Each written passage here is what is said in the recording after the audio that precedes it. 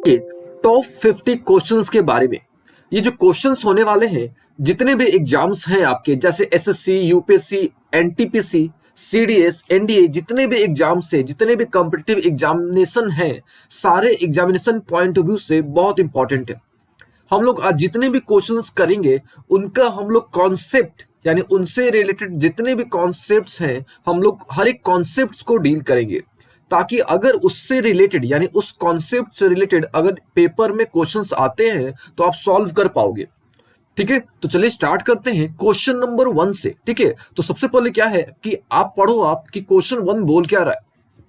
ठीक है, तो देखिए क्वेश्चन नंबर 1 काफी आसान है। क्वेश्चन नंबर 1 जो है आपका बोल रहा है क्या कि भाई व्हाट इज द फेनोमेना, है ना, what is the phenomena driven by the scattering of light. तो यहां पे एक टर्म दिख रहा है आपको, स्कैटरिंग ऑफ लाइट। तो स्कैटरिंग का सिंपल सा मतलब आप समझो कि स्कैटरिंग का मतलब होता है बिखरना, है ना। स्कैटरिंग ऑफ लाइट का सिंपल सा मतलब होता है कलर का बिखरना। ठीक है, बिखरना।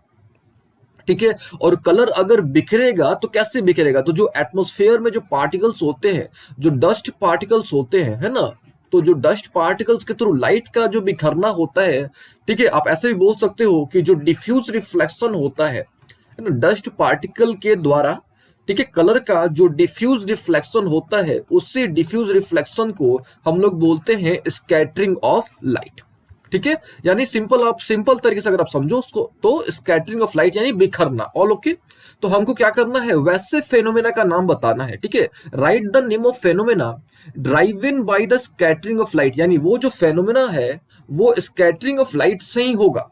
ठीक है, इन विच, जिसमें माउंटेन यानी माउंटेन टॉप्स यानी माउंटेन का जो ऊपर ऊपरी हिस्सा है, वो जो है आपका एक्वायर अ रोजी और ऑरेंज ह्यू अराउंड सनराइज और सनसेट। यानी यहाँ पे एक ह्यू शब्द का प्रयोग किया गया है। ह्यू का मतलब होता है कलर, है ना, ह्यू का मतलब होता है कलर। ठीक है, और कलर अगर आपसे कोई पूछता है कि भाई कलर क्या होता है, तो आपने बताना है कलर एक खास तरह का, है ना, एक खास तरह का जो वेवलेंथ होता है, उसी को हम लोग क्या बोलते हैं, कलर। ठीक है, तो उसको आप इस प्रकार से डिफाइन कर सकते हैं हम लोग कलर को, लाइट ऑफ सर्टेन वेवलेंथ, है ना, उसको हम लोग बोलते हैं कलर। ठीक है, फिर से एक बार, कलर क्या होता है, तो लाइट ऑफ सर्टेन वेवलेंथ, एक किसी खास तरह के वेवलेंथ का लाइट जो होता है, उसी को हम लोग क्या बोलते हैं, कलर। ठीक है, तो यहां पे प्रश्न क्या बोल रहा है क्या कि माउंटेन का जो टॉप है, माउंटेन का जो टॉप है वहां पे आपको क्या होता है, माउंटेन का जो टॉप है वहां पे रोजी या ऑरेंज यानी लाल या हल्का सा नारंगी टाइप का कलर दिखाई देता है। कब दिखाई देता है, ड्यूरिंग सनराइज और ड्यूरिंग सनसेट, यानी जब भी सूर्य का उदय होता है, सूर्योदय और सूर्यास्त के समय, सूर्योदय और सूर्यास्त के समय माउंटेन के आसपास यानी माउंटेन टॉप के आसपास, ठीक है, रोजी और ऑरेंज कलर दिखाई देता है। ठीक है, और वो जो फेनोमेना है वो स्कैटरिंग ऑफ लाइट के चलते होता है, तो आपको उस फेनोमेना का नाम बताना है। ठीक है, तो आपने सिंपल से आंसर देना है एपेन ग्लो। एपेन ग्लो क्या होता है, एक ऐसा फेनोमेना होता है, ठीक है, एपेन ग्लो क्या होता है, एक ऐसा फेनोमेना होता है जिसमें माउंटेन का जो टॉप होता है वो रोजी या ऑरेंज दिखाई देता है। कब दिखाई देता है, अराउंड सनराइज और सनसेट। ठीक है, तो ये जो फेनोमेना होता है, इसी फेनोमेना को हम लोग बोलते हैं एपेन ग्लो। याद रखिएगा, इस फेनोमेना को हम लोग क्या बोलते हैं, एपेन ग्लो। देखिए, मान लीजिए कि ये आपका हो गया माउंटेन। ठीक है, मान लेते हैं कि ये हमारा क्या हो गया, माउंटेन हो गया, है ना, और ये मान लीजिए आपका कि सन हो गया। ठीक है, और हमको पता है कि सन से, ठीक है, और हमको पता है कि सन से व्हाइट लाइट आता है। ठीक है, ये मान लो कि आपका ये माउंटेन हो गया, ठीक है, और ये मान लो कि ये हो गया आपका सन हो गया। ठीक है, और हमको पता है कि सन से आपका व्हाइट लाइट आता है। सन से कौन सा लाइट आता है, याद रखिएगा, व्हाइट लाइट आता है। और व्हाइट लाइट जो होता है वो 7 कलर से मिलकर बना होता है, VIBGYOR, विबग्योर, यानी 7 कलर से मिलकर व्हाइट लाइट बना होता है। वी यानी वॉयलेट, इंडिको, ब्लू, ग्रीन, येलो, ऑरेंज और रेड, ये 7 कलर से मिलके आपका व्हाइट लाइट बना होता है। ठीक है, तो जब भी आपका सूर्योदय होगा या सूर्यास्त होगा, यानी सूर्योदय और सूर्यास्त के समय, ठीक है, सूर्योदय और सूर्यास्त के समय यहाँ पे जो माउंटेन का जो टॉप है, यहाँ पे आसपास आपको रेड कलर दिखाई देता है। ठीक है, रेड कलर दिखाई देता है। ऐसा क्यों होता है, क्योंकि वहां से जो लाइट आ रहा है वो स्ट्राइक करेगा माउंटेन पर, क्या करेगा, स्ट्राइक करेगा, और स्ट्राइक करके आपकी तरफ आता है, यानी हमारे तरफ क्या होता है, आता है।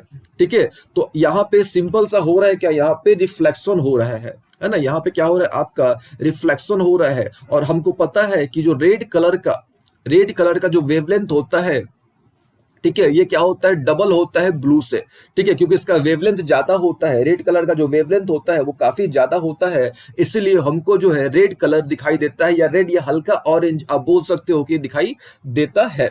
ठीक है, तो ये कारण है एपेन ग्लो का। और ये जो पूरा फेनोमेना होता है, इस फेनोमेना को हम लोग एपेन ग्लो बोलते हैं। ठीक है, उम्मीद है आपको ये कॉन्सेप्ट समझ आया होगा। और एपेन ग्लो जब भी होता है तो सूर्यास्त और सूर्योदय के समय होता है। ठीक है, चलिए नेक्स्ट क्वेश्चन देखते हैं।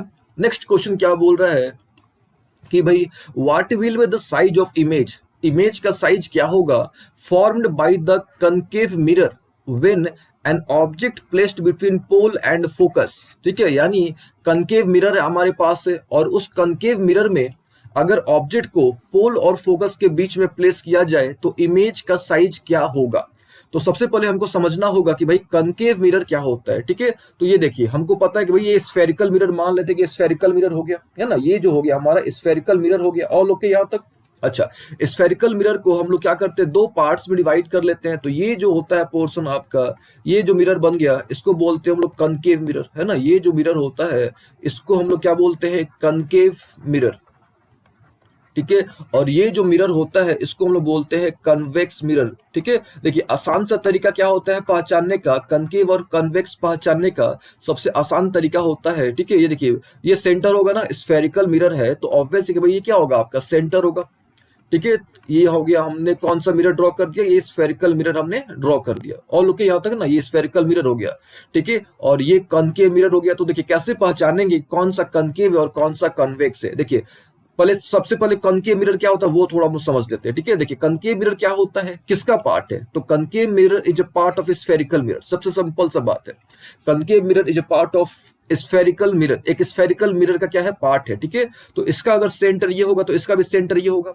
ठीक है, तो सिंपल सी बात है, ये देखिए, ये जो आपका ये जो पोर्शन है इसको बोलते हैं हम लोग, ये हो गया हमारा प्लेन सरफेस। प्लेन सरफेस से अच्छा इसको आप रिफ्लेक्टिंग सरफेस बोलो, है ना। यानी कोई भी आपका मिरर है यहाँ पे, है ना, ये आपका मान लो कि ये देखो, ये क्या हो गया, इस मिरर का ये क्या हो गया, सेंटर हो गया।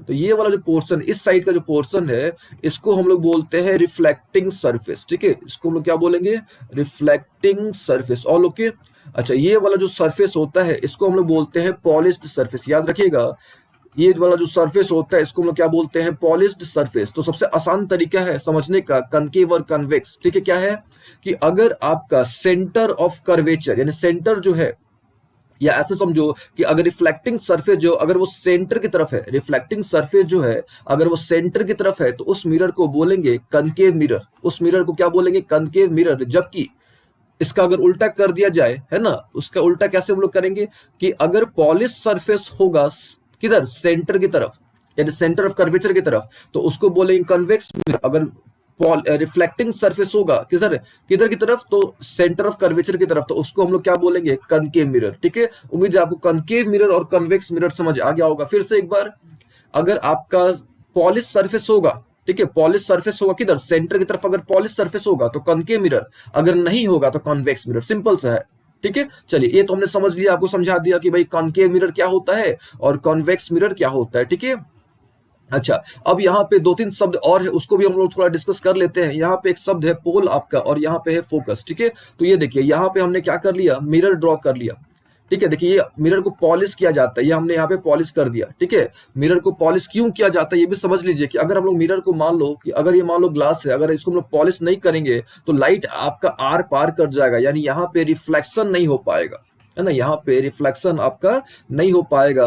तो हम लोग रिफ्लेक्शन कराने के लिए, लाइट रिफ्लेक्ट करे, हम लोग इसीलिए क्या करते हैं, पॉलिश करते हैं। याद रखिएगा पॉलिश क्यों किया जाता है। और लोग के यहाँ तक अच्छा, ये तो समझ आ गया होगा आपको कि हम लोग, हमने क्या कर दिया, पॉलिश कर दिया। ठीक है, ग्लास था हमारे पास, मान लो ग्लास को हमने पॉलिश कर दिया तो मिरर बन गया। ठीक है, अच्छा, ये होता है आपका सेंटर, क्योंकि ये जो कनकेव मिरर है आपका, है ना, ये जो कनकेव मिरर है ये किसका पार्ट है आपका, ये स्फेरिकल मिरर का पार्ट है। तो ये जो सेंटर भी होगा ये किसका पार्ट होगा, कनकेव मिरर का पार्ट होगा। और ये जो हो गया आपका, ये मान लो एम हो गया, और ये क्या हो गया, एन हो गया। तो ये जो एम एन है आपका, इसको हम लोग बोलते हैं एपर्चर, है ना, जो एम एन है आपका इसको हम लोग बोलते हैं एपर्चर। एपर्चर का मतलब अगर देखा जाए तो साइज ऑफ रिफ्लेक्टिंग सरफेस। याद रखिएगा, एपर्चर का मतलब होता है साइज ऑफ रिफ्लेक्टिंग सरफेस, अच्छा इसको आप बोलो पॉलिश्ड सरफेस, जितना दूर आपने पॉलिश किया है ना, उसका जो साइज होता है उसी को हम लोग बोलते हैं एपर्चर। और एपर्चर को नॉर्मली हम लोग एमएन से रिप्रेजेंट करते हैं। और लोग के यहाँ तक, अच्छा एपर्चर का जो सेंटर होता है उसको हम लोग बोलते हैं पोल, याद रखिएगा उसको बोलते हैं पोल। और यहाँ से जो लाइन, दो ऐसा लाइन जो दोनों को ज्वाइन करता है, सी को और पी को, सी यानी सेंटर ऑफ कर्वेचर, पी यानी हो गया आपका पोल, दोनों को जो लाइन ज्वाइन करता है उसको बोलते हैं प्रिंसिपल एक्सिस। और लोग के ना, अच्छा इसका बीच का जो पॉइंट होता है, इसका जो मिड पॉइंट होता है उसको बोलते हैं फोकस, ठीक है, इसको क्या बोलते हैं, फोकस, ठीक है। चलिए खैर क्वेश्चन क्या बोल रहा था, क्वेश्चन बोल रहा था क्या कि अगर हम लोग ऑब्जेक्ट को कहां प्लेस करते हैं, अगर हम लोग ऑब्जेक्ट को पोल और फोकस के बीच में क्या करते हैं, प्लेस करते हैं, ठीक है। तो चलिए हम लोग क्या करते हैं, वापस से एक बार अच्छे तरीके से कॉनकेव मिरर हम लोग ड्रॉ कर लेते हैं। उम्मीद है आपको कॉनकेव मिरर समझ आ गया होगा कि भाई कॉनकेव मिरर क्या होता है, और आपको ये समझ आ गया होगा कि भाई आपका एपर्चर क्या होता है, पोल क्या होता है, ठीक है। चलिए तो यहाँ पे हमने क्या कर लिया, एक कॉनकेव मिरर ड्रॉ कर लिया जिसका एपर्चर आपका है mn, ये हो गया सेंटर ऑफ कर्वेचर, और ये जो मिड पॉइंट होता है उसको बोलते हैं फोकस, और ये हो गया आपका पोल, ठीक है। अच्छा क्या बोल रहा था क्वेश्चन में आपके कि भाई आपको जो ऑब्जेक्ट है पोल और फोकस के बीच में रखना है, ठीक है। चलिए हम लोग रख के दिखाते हैं आपको। तो ये रूल होता है क्या कि आपका यहाँ पे आपने क्या रख दिया, ऑब्जेक्ट रख दिया, तो यहाँ से रे जाएगा, जाके टकरा के सबसे पहला जो होता है फोकस से गुजरता है, याद रखिएगा कहीं भी लाइट रे आएगा टकरा के आपका फोकस से गुजरता है। और लोग के ना उसके बाद क्या होता है, यहाँ से लाइट रे निकलेगा, फिर वापस जाके टकराएगा और वापस ये सी से गुजरेगा। तो देखो यहाँ पे ये जो डिस्टेंस है आपका, ये डिस्टेंस बढ़ रहा है, ये डिस्टेंस क्या हो रहा है आपका, बढ़ रहा है। तो इसको हम लोग क्या करते हैं, पीछे की तरफ है ना, पीछे की तरफ हम लोग क्या करते हैं, इसको बढ़ाते हैं, तो पीछे की तरफ जाके इमेज आपका बन जाता है, ठीक है। और इसको हम लोग यहाँ से ज्वाइन कर देते हैं, ये देखो ये हो गया आपका, यहाँ पे आपका इमेज बन गया, इसको हम लोग नाम देते हैं ए डैश और बी डैश, ठीक है। और ये मान लो कि आपका ऑब्जेक्ट का नाम क्या था, ए बी था। तो ये देखो ऑब्जेक्ट इतना छोटा था और इमेज आपका इतना बड़ा बन गया।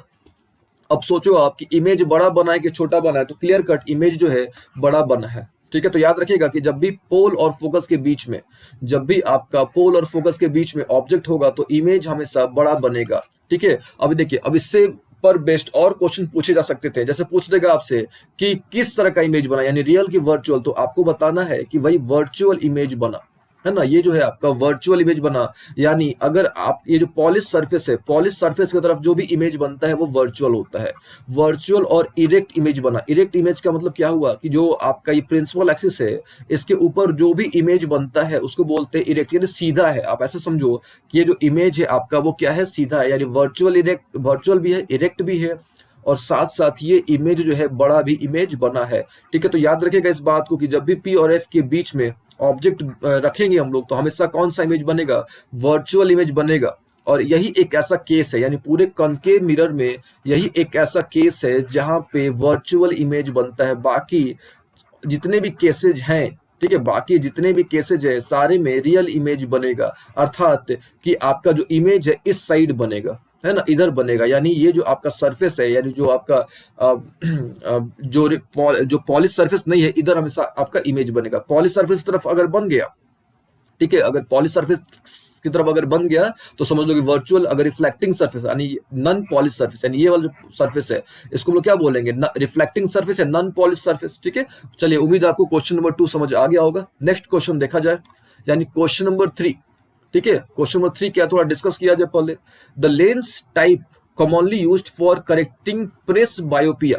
तो भाई यहाँ पे एक नया टर्म आ गया कि प्रेस बायोपिया। तो सबसे पहले हमको समझना होगा कि भाई प्रेस बायोपिया क्या होता है, ठीक है। उसके बाद हम लोग ना ऑप्शन को देखेंगे, ठीक है। तो देखिए प्रेस बायोपिया क्या होता है, हम लोग सबसे पहले थोड़ा प्रेस बायोपिया के बारे में डिस्कस कर लेते हैं। देखिए हम लोग जानते हैं कि आई होता है, हमारा आंख होता है, ठीक है।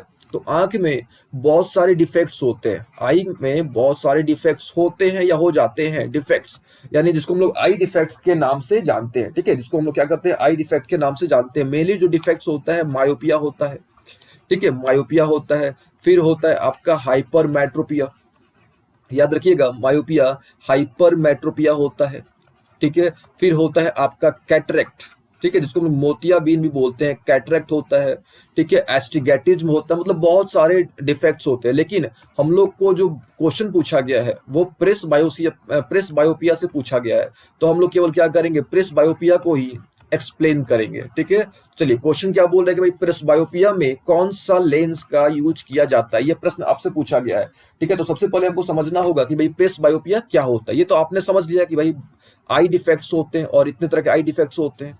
ठीक है, टोटल जो है 10 से 11, आप बोल सकते हो कि टोटल 10 से 11 डिफेक्ट्स होते हैं, जिसमें से 6 से 7 जो होते हैं वो मेजर डिफेक्ट्स के कैटेगरी में आते हैं। ठीक है, चलिए प्रेसबायोपिया में क्या होता है वो हम लोग थोड़ा समझ लेते हैं। देखिए, ये हो गया हमारा कॉर्निया, है ना, जहां से लाइट इंटर करता है उसको बोलते हैं कॉर्निया। ठीक है, और ये होता है हमारा रेटिना। ठीक है, और यहाँ पे जो होता है सिलरी मसल्स होते हैं। यहाँ पे मान लो कि सिलरी मसल्स होते हैं और यहाँ भी सिलरी मसल्स है, और सिलरी मसल से आपका जो आंख का जो लेंस होता है यानी आई लेंस कनेक्टेड होता है। पता होगा आपको कि जो सिलरी मसल्स होता है ये क्या करता है, इससे आंख का लेंस जो होता है आई लेंस, ये आपका आई लेंस से ये कनेक्टेड होता है। और आंख में कौन सा लेंस होता है, तो आंख में हमारा कॉन्वेक्स लेंस होता है। याद रखिएगा, आई में कॉन्वेक्स लेंस होता है। और लोग के यहाँ तक अच्छा, तो देखो क्या होता है कि जब ओल्ड एज हो जाता है यानी ओल्ड एज में ये जो मसल्स होता है आपका, जिसको हम लोग सिलरी मसल्स बोलते हैं, है ना, इसको हम लोग कौन सा मसल्स बोलते हैं, याद रखिएगा, इसको हम लोग सिलरी मसल्स बोलते हैं। तो ओल्ड एज में क्या होता है कि जो सिलरी मसल होता है ये आपका वीक हो जाता है, कमजोर हो जाता है। ठीक है, देखिए ऐसे सिलरी मसल का क्या फंक्शन होता है, ऐसे अगर इसका फंक्शन देखा जाए तो सिलरी मसल क्या करता है, ये जो है ना आपका लेंस जो है ना, इसके साइज को रेगुलेट करता है। इसके साइज को ये क्या करता है, रेगुलेट करता है। अगर हमको दूर का देखना होता है तो हम लोग ये स्ट्रेच करते हैं, सिलरी मसल स्ट्रेच करते हैं तो हम लोग आसानी से दूर का देख पाते हैं। अगर हमको नजदीक का देखना होता है तो आपका ये जो होता है सिलरी मसल रिलैक्स हो जाता है। तो मतलब इसका मेन फंक्शन यही था कि भाई आपका जो जो लेंस है इसका जो शेप साइज है वो चेंज करे। अगर हमको दूर का देखना है तो दूर के हिसाब से चेंज करे इसका शेप, अगर हमको नजदीक का देखना है तो नजदीक के हिसाब से क्या करे, चेंज करे। और लोग के ना, तो अब खुद सोचो, जब ये मसल ही वीक हो जाएगा, ये जो सिलरी मसल है ओल्ड एज में जब सिलरी मसल ही वीक हो जाएगा, ठीक है, तो ये जो लेंस है, ये लेंस का साइज और शेप नहीं चेंज हो पाएगा। और जब चेंज नहीं हो पाएगा तो हम लोग एक ही जगह देख पाएंगे, या नहीं हम लोग दूर का देख पाएंगे, ना ही नजदीक का देख पाएंगे, है ना। यानी हमको दोनों तरफ हमको देखना होगा। अगर मान लो कि नजदीक का भी देखना है, दूर का भी देखना है, तो इस तरह के केस में, है ना, इस तरह के केस में हमको दोनों तरह के लेंस की जरूरत पड़ेगी। यानी हमको वैसा लेंस लगाना पड़ेगा जिसमें 2 फोकल लेंथ हो। यानी ऑब्वियस है कि हमको यहाँ पे बाई फोकल लेंस की आवश्यकता पड़ेगी। यानी प्रेसबायोपिया के केस में याद रखिएगा बाई फोकल लेंस का उपयोग होता है। क्यों होता है, क्योंकि लेंस जो होता है आपका, ये जो सिलरी मसल होता है जिससे लेंस कनेक्टेड होता है, ये सिलरी मसल चेंज नहीं हो पाता है। ठीक है, ये सिलरी मसल चेंज नहीं हो पाता, जिसके चलते लेंस भी चेंज नहीं हो पाता है। तो अगर हमको दूर का देखना होता है या हमको नजदीक का देखना होता है, यानी हमको 2 तरह के लेंसेज, 2 तरह का फोकल लेंथ चाहिए होता है। ठीक है, दैट इज वाई हम लोग बाई फोकल लेंस का यूज करते हैं, याद रखिएगा। चलिए नेक्स्ट क्वेश्चन देखा जाए, यानी क्वेश्चन नंबर 4। क्वेश्चन नंबर 4 क्या, एक बार पढ़िए आप पहले। बोल क्या रहा है क्या कि कौन सा गैस, यहाँ पे फिल इन द ब्लैंक से, gas gives a orange glow when electricity is pass through it. ठीक है, मतलब बोल रहा है क्या कि भाई कौन सा गैस है, कौन सा गैस है अगर उससे हम लोग इलेक्ट्रिसिटी पास कराते हैं तो वो ऑरेंज ग्लो करेगा। तो वो कौन सा गैस है, और ये जो आपका है कॉन्सेप्ट जो है ये फ्लोरोसेंट लाइटनिंग में यूज होता है। तो याद रखिएगा इसका आंसर होगा नियोन आपका। ठीक है, लेकिन फिर भी हम इसका जो पूरा कॉन्सेप्ट है वो आपको हम कॉन्सेप्ट समझाने की कोशिश करते हैं। ठीक है, देखिए होता है क्या कि एक आपने ग्लास ट्यूब के बारे में सुना होगा, आपने डिस्चार्ज ट्यूब के बारे में सुना होगा। ठीक है, डिस्चार्ज ट्यूब के बारे में आपने सुना होगा। डिस्चार्ज ट्यूब क्या होता है, एक सिंपल सा आपका ग्लास ट्यूब होता है। ठीक है, डिस्चार्ज ट्यूब जो होता है एक सिंपल सा ग्लास ट्यूब होता है। और लोग के ना यहाँ पे 2 रड्स लगे होते हैं, एक ये होता है आपका, एक ये। ठीक है, जिसको हम लोग इलेक्ट्रोड्स बोलते हैं।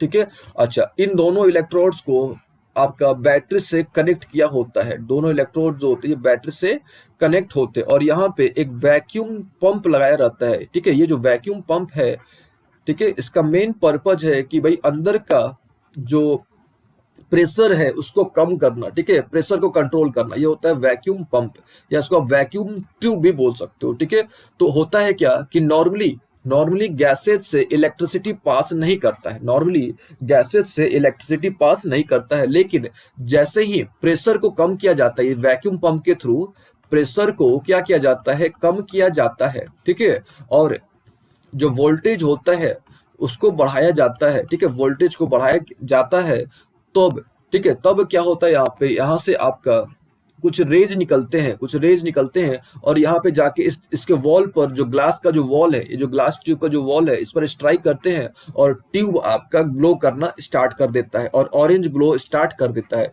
तो ऑरेंज ग्लो तभी करेगा जब उसके अंदर नियॉन गैस भरा होगा। ठीक है, तो उम्मीद है आपको ये कॉन्सेप्ट समझ आ गया होगा। तो इसका बेसिक कॉन्सेप्ट यही था कि normally usually gases do not conduct electricity, but on lowering pressure on increasing voltage, अगर प्रेशर कम करते हैं और वोल्टेज बढ़ाते हैं, then gases starts to conduct electricity. ठीक है, चलिए उम्मीद आपको समझ आ गया होगा। नेक्स्ट क्वेश्चन डिस्कस किया जाए, यानी 5 नंबर क्वेश्चन क्या है कि light rays enter the eye through outer transparent structure at part of eye. यानी सिंपल सा प्रश्न है कि लाइट जो है किस आंख के किस पार्ट से लाइट अंदर जाता है। प्रश्न है सिंपल सा कि आंख के किस पार्ट से लाइट जो है वो अंदर जाता है। ठीक है, तो सिंपल तरीके से अगर बोला जाए तो यहाँ पे जो प्रश्न उठाया गया है ये आंख से रिलेटेड है, यानी ह्यूमन आई से रिलेटेड है। तो हम क्या करते हैं, आई के जितने भी मेजर पार्ट्स हैं हम लोग उसको एक बार डिस्कस कर लेते हैं। ठीक है, देखिए सबसे पहला बात आता है कि भाई आई। ठीक है, तो हमारा आंख जो है ना, एक मार्वेलस सेंसिटिव ऑर्गन, एक काफी कीमती लेकिन सेंसिटिव सेंस ऑर्गन है। सबसे पहली बात की आंख क्या होता है, ह्यूमन आई क्या होता है। ठीक है, तो ह्यूमन आई जो होता है एक मार्वेलस सेंसिटिव, ठीक है, मार्वेलस सेंसिटिव सेंस ऑर्गन है। अब बोल सकते हो मार्वेलस सेंसिटिव क्या है, सेंस ऑर्गन है that enable us to see the colourful world around us, जिसके चलते हम लोग क्या कर पाते हैं, पूरी दुनिया को देख पाते हैं। ठीक है, अच्छा ये तो हो गई आंख के बारे में कि भाई आंख क्या होता है हमारा। अभी देखिए अगर आंख को अगर आप ध्यान से करोगे, मतलब बांटोगे, तो हम लोग 2 पार्ट में डिवाइड कर सकते हैं। जो पूरा ह्यूमन आई है इसको हम लोग 2 तरीके से डिवाइड कर सकते हैं। ठीक है, एक जो होता है एंटीरियर पार्ट, ठीक है, एंटीरियर, और एक होता है पोस्टेरियर। ठीक है, जो पूरा आंख हमारा है उसको हम लोग 2 पार्ट में डिवाइड कर सकते हैं। एंटीरियर चैम्बर आप इसको बोल सकते हो, या पोस्टेरियर चैम्बर, या पार्ट बोलो, जैसा आपको सही लगे वैसा बोल सकते हो। क्या होता है देखो, ये हो गया आपका आंख का लेंस, यानी आई लेंस हो गया। एक होता है आई लेंस के पहले वाला पार्ट और एक होता है आई लेंस के बाद वाला पार्ट। तो जो आई लेंस हो गया आपका, ठीक है, हमारे आंख में जो लेंस होता है वो कौन सा लेंस होता है, याद रखिएगा कन्वेक्स लेंस होता है। ठीक है, आंख के अंदर जो हमारा लेंस होता है वो कौन सा लेंस होता है, कन्वेक्स लेंस होता है। और अभी हमने आपको बताया कि जो कन्वेक्स लेंस हमारा जो आंख का लेंस होता है ये सिलरी मसल से कनेक्टेड होता है। ठीक है, ये जो होता है आपका सिलरी मसल से क्या होता है, कनेक्टेड होता है। और ये जो सिलरी मसल्स हैं आपके ना, ये जो सिलरी मसल हैं आपके, ये क्या करते हैं, जो आपका लेंस है, ठीक है, जो आई लेंस है जो कि कन्वेक्स लेंस है, इसके साइज को एडजस्ट करते हैं, कंट्रोल करते हैं। तो लेंस का ये लेंस हो गया, तो लेंस का एक पार्ट इधर हो गया और एक पार्ट इधर हो गया। ठीक है, तो लेंस से इधर वाले पार्ट को बोलते हैं एंटीरियर चैम्बर और इधर वाले को बोलते हैं पोस्टीरियर। ठीक है, अच्छा अभी देखो अब हमको देखना है कि भाई एंटीरियर में कौन कौन सा पार्ट होता है और पोस्टीरियर में कौन सा पार्ट होता है। देखिए हम आपको पूरा आई ही अभी बेसिक जो है ना आई बता देते हैं आपको, ताकि आपको क्वेश्चन अगर मिलता है आई से रिलेटेड तो आप कर पाओगे। ठीक है, ये देखो ये हमने क्या कर लिया, एक हमने ये जो आगे वाला पार्ट हो गया और ये मान लो कि पूरा पार्ट हो गया। ठीक है, तो जो फ्रंट पार्ट ऑफ आई होता है ना, इसको हम लोग बोलते हैं कॉर्निया। याद रखिएगा, जो फ्रंट पार्ट ऑफ आई होता है इसको हम लोग बोलते हैं कॉर्निया, यानी जहां से लाइट इंटर करता है उसको बोलते हैं, क्या बोलते हैं, कॉर्निया। याद हो गया, ठीक है। अच्छा, जहां पे इमेज बनता है उसको बोलते हैं रेटिना। याद रखिएगा, जहां पे इमेज बनता है उसको क्या बोलते हैं, रेटिना। और बीच में हो गया आपका लेंस। ठीक है, बीच में क्या हो गया आपका, लेंस। तो ये हमने, और ये जो हमने ड्रॉ कर दिया ये हो गया आपका सिलरी मसल्स। ठीक है, उम्मीद आपको समझ आ गया होगा। फिर से एक बार, जहां से लाइट इंटर करता है वो हो गया कॉर्निया। तो क्वेश्चन सिंपल सा था कि भाई लाइट कहां से इंटर करता है, तो लाइट जो होता है आपको बता देना कि भाई लाइट जो होता है आपका वो कॉर्निया से इंटर करता है। ठीक है, कॉर्निया से इंटर करता है। और कॉर्निया क्या होता है, तो याद रखिएगा ट्रांसपेरेंट पार्ट होता है। ठीक है, कॉर्निया क्या होता है आपका, ट्रांसपेरेंट फ्रंट पार्ट ऑफ आई बोल सकते हो। ठीक है, जहां से लाइट इंटर करता है वो पार्ट को क्या बोलते हैं हम लोग, कॉर्निया बोलते हैं। और लोग के यहाँ तक, ठीक है, उसको हम लोग क्या बोलते हैं, कॉर्निया बोलते हैं। उम्मीद आपको कॉर्निया समझ आ गया होगा भाई कॉर्निया क्या होता है। अब बात आती है कि कॉर्निया कैसे बनता है।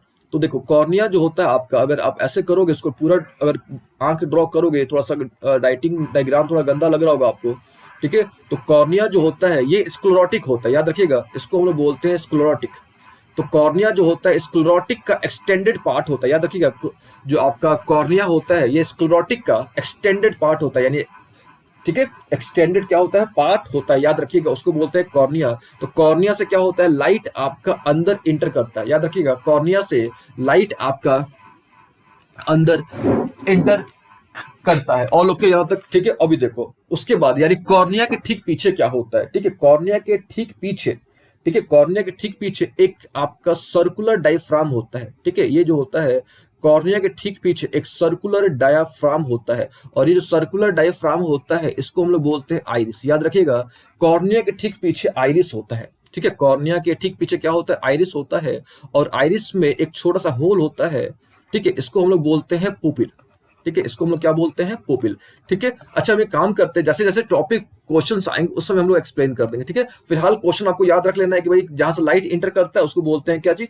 कॉर्निया, ठीक है। और जहां पर इमेज बनता है उसको क्या बोलते हैं, रेटिना। और आंख में कौन सा लेंस होता है, तो कॉन्वेक्स लेंस होता है। और कॉन्वेक्स लेंस का साइज जो होता है वो कैसे एडजस्ट होता है, तो याद रखिएगा वो सिलरी मसल से क्या होता है, एडजस्ट होता है। और एक बात और यहाँ पे आपको जाननी चाहिए कि जो लेंस हो गया आपका, ये जो आई लेंस हो गया और ये जो हो गया रेटिना आपका, इसके बीच का जो जगह होता है ना वो विट्रस ह्यूमर से भरा होता है।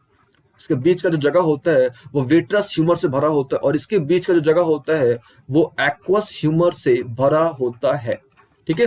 चलिए खैर, क्वेश्चन में तो केवल कॉर्निया का डिमांड था, जैसे जैसे क्वेश्चंस आएंगे वैसे वैसे हम लोग हर एक पार्ट को एक्सप्लेन करते जाएंगे, ठीक है। चलिए नेक्स्ट क्वेश्चन देखा जाए।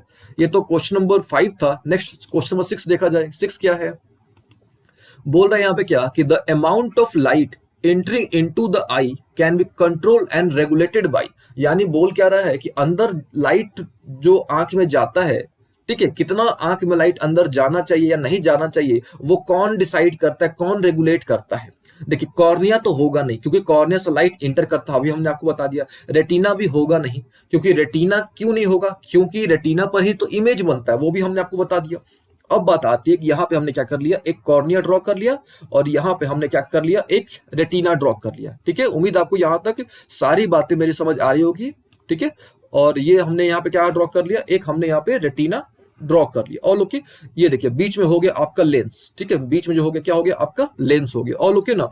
अच्छा, ठीक कॉर्निया से ठीक पीछे, याद रखिएगा कॉर्निया के ठीक पीछे एक सर्कुलर डायफ्राम होता है। ये कॉर्निया हो गया, और कॉर्निया के ठीक पीछे एक सर्कुलर डायफ्राम होता है, ठीक है। ये जो सर्कुलर डायफ्राम होता है इसी को हम लोग बोलते हैं आइरिस। याद रखिएगा, सर्कुलर जो डायफ्राम होता है इसी को हम लोग क्या बोलते हैं, आइरिस बोलते हैं। और ओके ना। और ये जो आइरिस का मेन फंक्शन क्या होता है, ये जो आंख का जो कलर होता है ना, देखेंगे हर एक लोगों का अलग अलग आंख का कलर होता है। तो आइरिस का मेन फंक्शन अगर देखा जाए तो इसका मेन फंक्शन है कि iris determine the colour of eye, ठीक है। आइरिस जो होता है ये डिटरमाइन करता है, नॉट डिटरमाइन, डिसाइड आप बोल सकते हो, यहाँ पे डिसाइड शब्द बेहतर होगा कि आइरिस जो होता है ये आंख का कलर डिसाइड करता है कि भाई आंख का कलर किस प्रकार का होना चाहिए, किस तरह का होना चाहिए, ये डिसाइड करता है, ठीक है। ये हो गया आइरिस की बात। और ओके ना। अच्छा, आइरिस में क्या होता है, एक छोटा सा होल होता है, छोटा सा छेद होता है, ठीक है। और ये जो होल होता है ना इसको बोलते हैं पुपिल, ठीक है। इसको हम लोग क्या बोलते हैं, पुपिल। तो आइरिस का एक तो फंक्शन आपने देख लिया कि भाई आइरिस क्या करता है कि भाई आंख का कलर डिसाइड करता है, ठीक है। इसके साथ साथ ये पुपिल का जो साइज है उसको भी कंट्रोल करता है, ठीक है। Control the size of pupil, याद रखिएगा इरिस जो है वो पुपिल के साइज को कंट्रोल करता है। और पुपिल क्या होता है, तो याद रखिएगा जो होल होता है, जो सेंट्रल इरिस का जो सेंट्रल होल होता है, इरिस का जो सेंट्रल होल होता है उसी को हम लोग क्या बोलते हैं, पुपिल बोलते हैं। और लोग उसी को हम लोग क्या बोलते हैं, पुपिल। और इरिस क्या करता है, ये जो इरिस है आपका, जिस प्रकार सिलरी मसल, ये देखिए यहाँ पे कौन सा मसल था, सिलरी मसल था। तो सिलरी मसल किसका चेंज कर रहा था, सिलरी मसल लेंस का जो चेंज कर रहा था भाई, उसका साइज चेंज कर रहा था। ठीक उसी प्रकार से ये जो आपका आइरिस है, ठीक है, आइरिस जो है वो पुपिल, ये जो होल है उसको पुपिल हम लोग बोलते हैं। तो पुपिल का है ना, आइरिस जो है वो पुपिल का क्या करता है, साइज और शेप क्या करता है, चेंज करता है, ठीक है। उम्मीद है आपको यहां तक सारी बातें समझ आ रही होंगी, ठीक है। अच्छा, अब देखो क्वेश्चन क्या बोल रहा था कि भाई कौन कंट्रोल करता है, ठीक है, कौन कंट्रोल करता है। तो ऑब्वियस है कि भाई यहाँ पे पुपिल कंट्रोल करेगा। क्या करेगा, पुपिल कंट्रोल करेगा कि लाइट अंदर आंख में कितना जाना चाहिए या कितना नहीं जाना चाहिए, ठीक है। अगर ज्यादा जाएगा तो पुपिल बंद हो जाएगा, ठीक है, पुपिल क्या हो जाएगा, बंद हो जाएगा, ठीक है। तो याद रखिएगा पुपिल का मेन फंक्शन क्या है, इरिस तो समझ आ गया होगा आपको भाई, इरिस क्या का मेन फंक्शन क्या है कि पहला तो भाई कलर डिसाइड करता है आंख का, उसके बाद पुपिल का साइज कंट्रोल करता है। लेकिन अंदर आंख में कौन जाएगा कौन नहीं जाएगा वो कौन डिसाइड करता है, तो आपको बता सकते हो, ठीक है, वो पुपिल करता है रेगुलेट, ठीक है। अब पुपिल का साइज कौन रेगुलेट करता है, तो इरिस रेगुलेट करता है, ठीक है। चलिए नेक्स्ट क्वेश्चन देखा जाए, यानी क्वेश्चन नंबर 8 डिस्कस किया जाए। 8 नंबर क्वेश्चन क्या बोल रहा है, the spectrum of light was first explained by, the spectrum of light was first explained by। तो सबसे पहले हमको समझना पड़ेगा ना भाई कि स्पेक्ट्रम क्या होता है, ठीक है। तो देखिए स्पेक्ट्रम समझते हैं आपको। मान लो कि यहाँ पे आपके पास एक प्रिज्म है, ठीक है। मान लेते हैं कि हमारे पास क्या है, एक प्रिज्म है। प्रिज्म आपने पढ़ा होगा, जानते होंगे आप प्रिज्म, ठीक है। ये हो गया हमारे पास प्रिज्म, ठीक है। तो प्रिज्म से जब भी व्हाइट लाइट पास करता है, ठीक है, प्रिज्म से जब भी कौन सा लाइट पास करता है, व्हाइट लाइट पास करता है, तो ये जो व्हाइट लाइट है आपका, ये 7 कलर में डिस्ट्रीब्यूट हो जाता है, ठीक है। ये 3 4 5 6 7, ये 7 कलर में डिस्ट्रीब्यूट हो जाता है। तो ये जो 7 कलर है, ये मान लो कि स्क्रीन हो गया है ना, ये क्या हो गया आपका स्क्रीन है, ठीक है। तो ये क्या हो गया आपका स्क्रीन। तो इस स्क्रीन पर जो 7 कलर मिला है ना, यानी सिंपल तरीके से बोलो, the band of 7 colours obtained on screen, उसको क्या बोलते हैं, स्पेक्ट्रम ऑफ लाइट। फिर से स्पेक्ट्रम ऑफ लाइट क्या होता है, तो band of 7 colour, in 7 colour, the band of 7 colours obtained on screen, ठीक है, ऑब्टेन्ड ऑन स्क्रीन, उसी को हम लोग क्या बोलते हैं, स्पेक्ट्रम बोलते हैं। All okay. अच्छा, और एक बात और ध्यान रखिएगा, स्पेक्ट्रम 2 तरह के होते हैं। ये जो स्पेक्ट्रम होता है ये 2 तरह का होता है। एक होता है प्योर स्पेक्ट्रम, दूसरा होता है इम्प्योर स्पेक्ट्रम। तो अगर 7 कलर आपको साफ साफ दिख जाता है, 7 कलर होते हैं व्हाइट लाइट में, ठीक है, तो 7 कलर अगर आपको साफ साफ दिख जाता है तो बोलते हैं प्योर स्पेक्ट्रम है। अगर 7 कलर नहीं दिख पाता आपको अच्छे तरीके से, यानी ओवरलैप कर जाता है कोई कलर, तो समझ लो कि वो इम्प्योर स्पेक्ट्रम है, ठीक है। और इम्प्योर का सबसे अच्छा एग्जांपल है आपका कि मान लो कि जो रेनबो आपको दिखाई देता है, तो उसमें आपको 7 कलर कहाँ अच्छे तरीके से दिखाई दे पाता है, ठीक है। तो वो क्या हो गया आपका इम्प्योर हो गया। फिर से स्पेक्ट्रम क्या होता है, तो जो 7 कलर मिलता है आपको स्क्रीन पर, कब मिलता है, जब आप डिस्पर्सन कराओगे तब। अब डिस्पर्सन क्या होता है, तो व्हाइट लाइट का 7 कलर में बट जाना ही डिस्पर्सन कहलाता है। याद रखिएगा, डिस्पर्सन क्या होता है, व्हाइट लाइट का 7 कलर में बट जाना ही क्या कहलाता है, डिस्पर्सन। तो याद रखिएगा स्पेक्ट्रम क्या होता है, तो band of 7 colours obtained on screen, उसको हम लोग बोलते हैं स्पेक्ट्रम ऑफ लाइट। और 2 तरह के होते हैं, एक होता है प्योर, दूसरा इम्प्योर। चलिए क्वेश्चन क्या बोल रहा था, क्वेश्चन बोल रहा था क्या कि भाई स्पेक्ट्रम के बारे में सबसे पहले किसने बताया। तो देखिए स्पेक्ट्रम के बारे में उसने ही बताया होगा जिसने डिस्पर्सन के बारे में बताया होगा, क्योंकि जब तक डिस्पर्सन नहीं होगा स्पेक्ट्रम आप सोच भी नहीं सकते हो, है कि नहीं। तो इसका सिंपल सा आंसर होने वाला है न्यूटन, क्योंकि डिस्पर्सन के बारे में सबसे पहले न्यूटन ने ही बताया था। All okay. चलिए नेक्स्ट क्वेश्चन देखा जाए, यानी 8 तो हमने कर लिया, क्वेश्चन नंबर 9 देखा जाए। तो क्वेश्चन नंबर 9 क्या बोल रहा है, द स्काई अपीयर्स ब्लू, है ना, द स्काई अपीयर्स ब्लू, जो आपका ब्लू दिखाई देता है, तो क्यों दिखाई देता है। तो इसका सिंपल सा आंसर है स्कैटरिंग ऑफ लाइट, ठीक है। इसका सिंपल से आंसर है स्कैटरिंग ऑफ लाइट, ठीक है। देखिए थोड़ी देर पहले हमने, अगर आपको ध्यान होगा, तो हमने सबसे पहला क्वेश्चन भी स्कैटरिंग पर ही लिया था। स्कैटरिंग का मतलब क्या होता है, बिखरना, ठीक है। स्कैटरिंग का मतलब होता है बिखरना, ठीक है।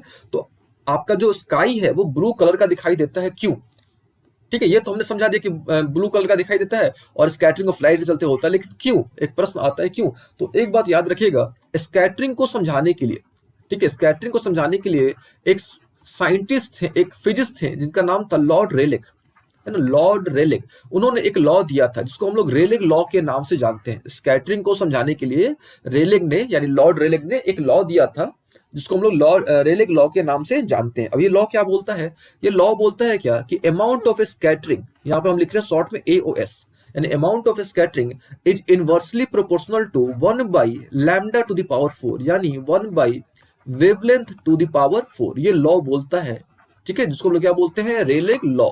याद रखिएगा फिर से, रेलिक लॉ क्या होता है, द अमाउंट ऑफ स्कैटरिंग, ठीक है, amount of scattering is inversely proportional, चाहे आप बोल सकते हो इस प्रकार से, the amount of scattering is directly proportional to 1 by wavelength to the power 4। और आपको एक बात पता होनी चाहिए कि जो आपका ब्लू कलर का जो वेवलेंथ होता है, ठीक है, जो ब्लू कलर का जो वेवलेंथ होता है वो आधा होता है, ठीक है। याद रखिएगा, जो ब्लू कलर का जो वेवलेंथ होता है वो रेड के आधा होता है, ठीक है।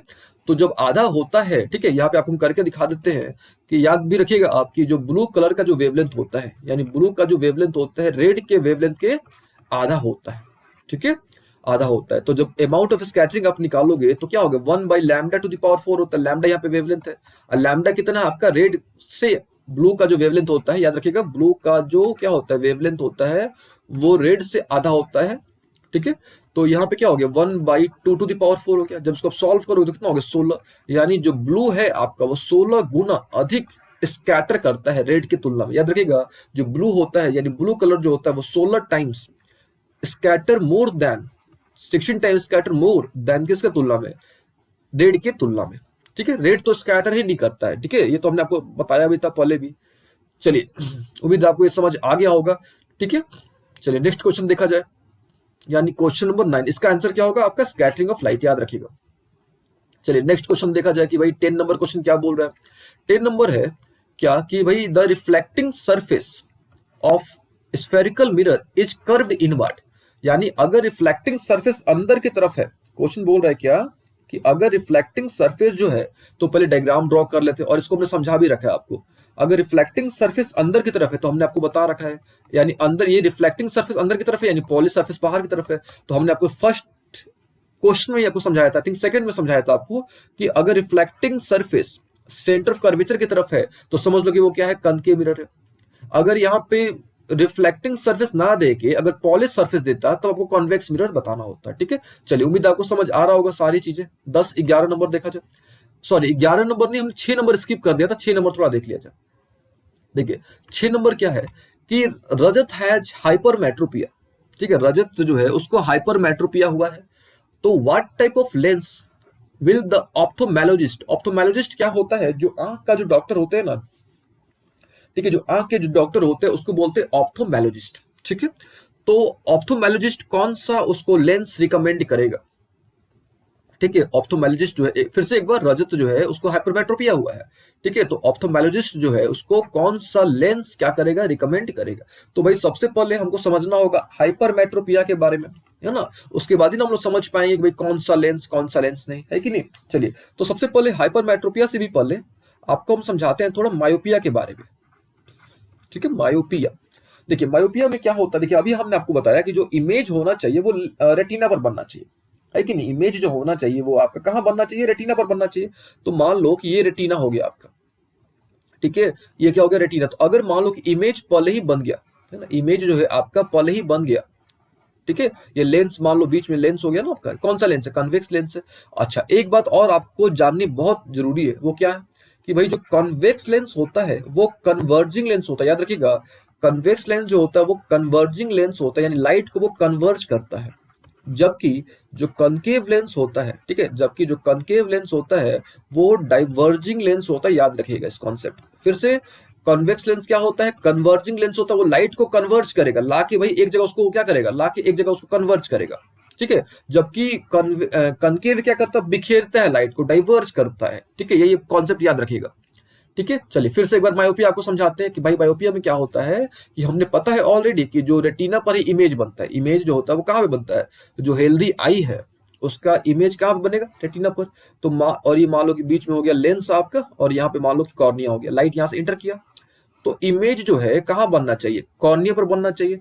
तो यहाँ पे इमेज देख रहे हो आप, कॉर्निया पे ना बन के कॉर्निया के पहले ही बन गया, sorry not cornea, retina, sorry यहाँ पे कॉर्निया हमने बोल दिया, जबकि रेटिना होगा।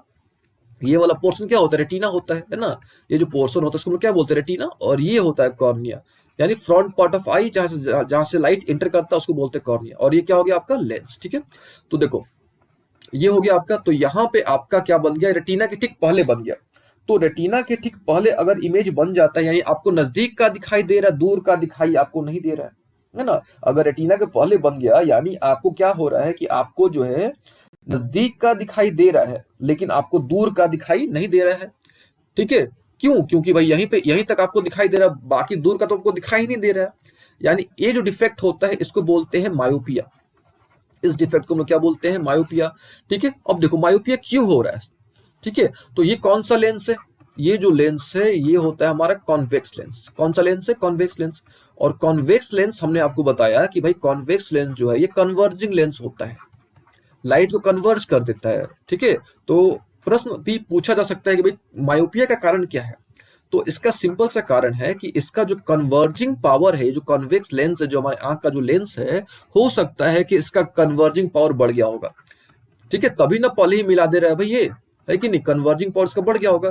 यानी मायोपिया का कारण ये हो सकता है कि इसका जो कन्वर्जिंग पावर है वो बढ़ गया है, यानी हाई कन्वर्जिंग पावर किसका, आई लेंस का। और आंख में कौन सा लेंस है, तो कॉन्वेक्स लेंस है, ठीक है। ये एक कारण हो सकता है कि भाई जो आंख है हमारा, उसका जो कन्वर्जिंग पावर है वो बढ़ गया है, या हम लोग ऐसे बोल सकते हैं कि जो हमारा आई बॉल है वो बढ़ गया है, ठीक है। आई बॉल जो है वो क्या हो गया है, बिंग लॉन्गर, ऐसे भी लोग बोल सकते हैं, ठीक है। अच्छा, ये तो हो गई बात। अब इसको ठीक कैसे करेंगे, मायोपिया को ठीक कैसे करेंगे, तो खुद सोचो आप।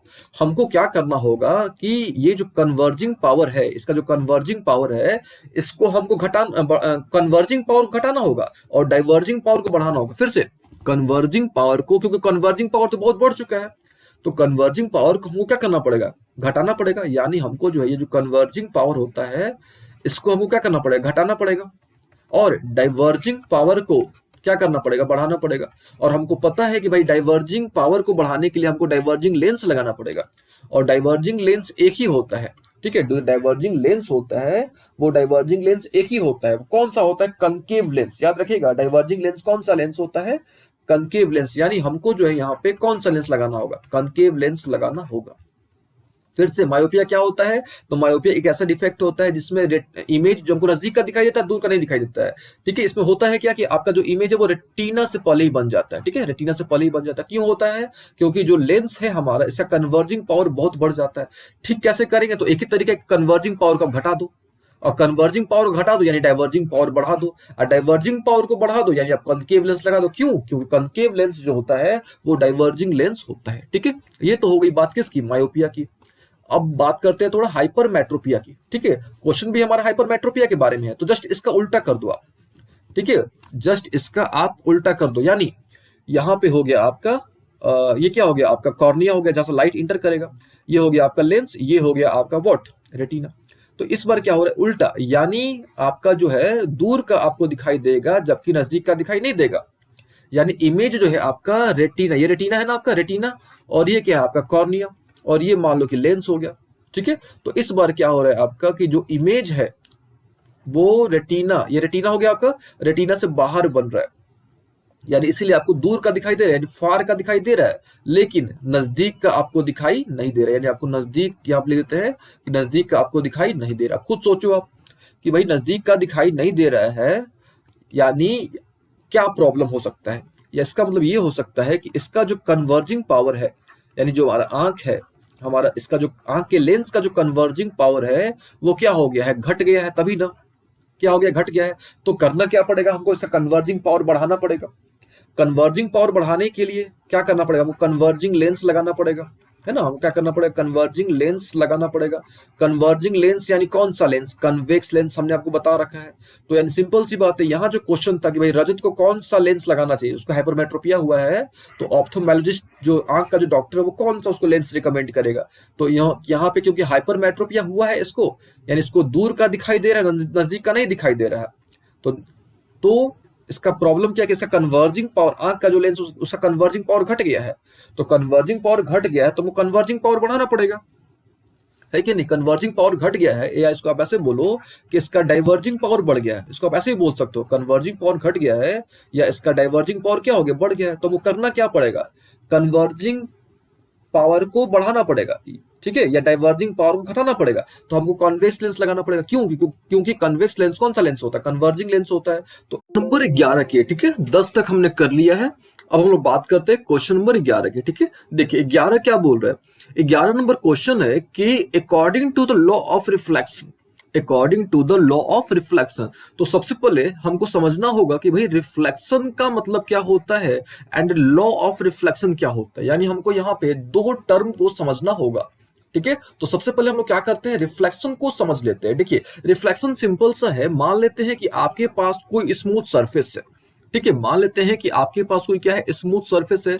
या आप ऐसे समझो कि मान लो कि आपके पास एक मिरर है, ठीक है। तो यहाँ पे हमने क्या कर लिया, एक मिरर ड्रॉ कर लिया, ठीक है, मिरर ड्रॉ कर लिया हमने। यहाँ पे कोई भी लाइट कहीं से आता है और स्ट्राइक करता है और वापस उसी मीडियम में लौट जाता है, तो ये जो पूरा फेनोमेना होता है, इसी फेनोमेना को हम लोग बोलते हैं रिफ्लेक्शन, ठीक है, यानी sending back of light rays. Simple सी बात है, लाइट कहीं से लाइट आएगा, लाइट रे आएगा, टकराएगा और वापस उसी मीडियम में लौट जाएगा। तो ये जो सिस्टम होता है, ये जो पूरा फेनोमेना होता है, इसी को हम लोग क्या बोलते हैं, इसी को बोलते हैं रिफ्लेक्शन, ठीक है। इसी को हम लोग क्या बोलते हैं, रिफ्लेक्शन, ठीक है। ये देखिए, ये होता है आपका इंसिडेंट रे, ये जो रे होता है इसको हम लोग बोलते हैं इंसिडेंट रे, और ओके। ये जो होता है हमारा, इसको बोलते हैं हम लोग रिफ्लेक्टेड रे, ठीक है, इसको हम लोग क्या बोलते हैं, रिफ्लेक्टेड रे, ठीक है। यहाँ ये जो पॉइंट हो गया ना, इसको हम लोग बोलते हैं पॉइंट ऑफ इंसिडेंस, ठीक है, याद रखिएगा।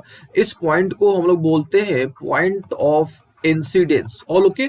और बीच से हम लोग क्या करते हैं, नॉर्मल ड्रॉ करते हैं, ठीक है। बीच से हम लोग क्या करते हैं, नॉर्मल ड्रॉ करते हैं। और नॉर्मल क्या होता है, एक लाइन होता है, याद रखिएगा, नॉर्मल क्या होता है, एक लाइन होता है which is perpendicular to the point of incidence, ठीक है। POI पर एक लाइन होता है जो परपेंडिकुलर होता है, ऑल ओके यहाँ तक, ठीक है। ये जो एंगल बनता है इसको बोलते हैं हम लोग आई यानी होता है एंगल ऑफ इंसिडेंस, याद रखिएगा। ये जो नॉर्मल हो गया और ये हो गया आपका क्या चीज, इंसिडेंट रे, इसके बीच का जो एंगल होता है इसको बोलते हैं हम लोग एंगल ऑफ इंसिडेंस, ठीक है। इसको बोलते हैं हम लोग एंगल ऑफ इंसिडेंस। और ये जो हो गया आपका, ये जो एंगल है इसको हम लोग बोलते हैं एंगल ऑफ रिफ्लेक्शन, याद रखिएगा। इसको हम लोग क्या बोलते हैं, एंगल ऑफ रिफ्लेक्शन, ठीक है। अच्छा, तो ये जो है ना आपका कि भाई आई और आर बराबर होता है, और ये इंसिडेंट रे है, रिफ्लेक्टेड रे है और नॉर्मल, तीनों एक ही प्लेन पर है, इसको हम लोग बोलते हैं लॉज ऑफ रिफ्लेक्शन, ठीक है। इसको हम लोग क्या बोलते हैं, लॉज ऑफ रिफ्लेक्शन, ठीक है। तो यहाँ पे क्वेश्चन क्या बोल रहा था कि भाई according to the law of reflection, ठीक है, according to the law of reflection होता क्या है, हम लोग जानते हैं कि भाई ये एंगल और ये एंगल, दोनों एंगल क्या होता है, बराबर होता है, यानी क्लियर कट सी इसका आंसर होगा। यानी angle of incidence is always equal to angle of क्या चीज, रिफ्लेक्शन। तो याद रखिएगा ये होता है आपका लॉ ऑफ रिफ्लेक्शन, ठीक है। यहाँ पे हम एक चीज और ऐड करना चाहेंगे, ये जो एंगल होता है ना, इसको बोलते हैं IG, और ये जो एंगल होता है इसको हम लोग बोलते हैं RG, है ना। IG का मतलब होता है ग्लैंसिंग एंगल ऑफ इंसिडेंस, याद रखिएगा, IG का मतलब होता है ग्लैंसिंग एंगल ऑफ इंसिडेंस, ठीक है। तो ये तो था आपका मिरर, है ना, और ये जो था आपका इंसिडेंट रे था, ये था मिरर। तो इसके बीच का जो एंगल होता है इसको हम लोग बोलते हैं ग्लैंसिंग, याद रखिएगा, ग्लैंसिंग एंगल ऑफ इंसिडेंस, ठीक है, ग्लैंसिंग एंगल ऑफ इंसिडेंस, ठीक है। और ये जो होता है ये वाला पोर्शन, इसको हम लोग बोलते हैं ग्लैंसिंग एंगल ऑफ रिफ्लेक्शन, ठीक है, ग्लैंसिंग एंगल ऑफ रिफ्लेक्शन, ठीक है। उम्मीद है आपको ये रिफ्लेक्शन का मतलब समझ आ गया होगा, और लॉज ऑफ रिफ्लेक्शन जो होते हैं ये दोनों आपको समझ आ गया होगा। एक बार फिर से, लॉ ऑफ रिफ्लेक्शन क्या कहता है कि भाई आई और आर बराबर होता है, ठीक है, और ये आपका इंसिडेंट रे है, ये आपका रिफ्लेक्टेड रे है, और ये नॉर्मल है आपका, ये तीनों एक ही बिंदु पर होते हैं, एक ही प्लेन पर होते हैं, ठीक है। चलिए नेक्स्ट क्वेश्चन देखा जाए, यानी क्वेश्चन नंबर 12 क्या बोल रहा है भाई कि विच टाइप ऑफ मिरर, है ना, विच type of mirror is used by the dentist, ठीक है। डेंटिस्ट के द्वारा कौन सा मिरर यूज किया जाता है, ठीक है, क्या देखने के लिए, तो आपका जो दांत होता है, दांत का इमेज देखने के लिए कौन सा मिरर का उपयोग किया जाता है, ठीक है। तो याद रखिएगा, मिरर हमने आपको बता रखा है कि भाई मिरर, सबसे पहले मिरर क्या होता है, ठीक है, उसके बाद हम लोग डिस्कस करते हैं मिरर। तो मिरर सिंपल सा डिफाइन करा जाए कि भाई मिरर क्या होता है, तो मिरर एक हाईली पॉलिश्ड स्मूथ सरफेस होता है, याद रखिएगा मिरर क्या होता है, तो mirror is a highly polished smooth surface, पहला कॉन्सेप्ट, ठीक है। अच्छा, उसके बाद, ठीक है, उसके बाद भाई मिरर कितने तरह के होते हैं ये भी देख लिया जाए। तो मिरर जो होते हैं मेनली 3 तरह के होते हैं, एक होता है स्फेरिकल मिरर, है ना, एक होता है स्फेरिकल मिरर, दूसरा होता है प्लेन मिरर, और तीसरा होता है आपका पैराबोलिक मिरर। याद रखिएगा मिरर 3 तरह के होते हैं, स्फेरिकल मिरर, पैराबोलिक मिरर और प्लेन मिरर।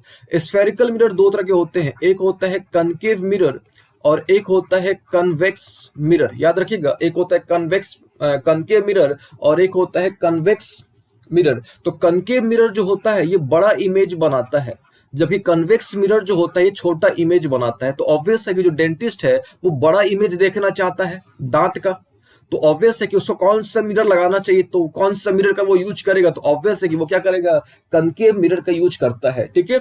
अगर प्रश्न आता है कि क्यों कनकेव मिरर का यूज करता है डेंटिस्ट, तो आपने बताना होगा कि भाई जो कनकेव मिरर होता है वो इनलार्ज्ड इमेज बनाता है, याद रखिएगा कनकेव मिरर जो होता है आपका वो इनलार्ज्ड इमेज, या आप बोलो कि मैग्निफाइड इमेज बनाता है, ठीक है। जो कॉनकेव मिरर होता है आपका वो मैग्निफाइड इमेज बनाता है, जबकि जो कन्वेक्स मिरर होता है ना, जो कन्वेक्स मिरर होता है ये डिमिनिश्ड इमेज बनाता है, यानी ऑब्जेक्ट का ये छोटा इमेज बनाता है, डिमिनिश्ड इमेज बनाता है, ठीक है। चलिए, तो यानी इसका आंसर क्या होगा, कॉनकेव मिरर, ऑल ओके।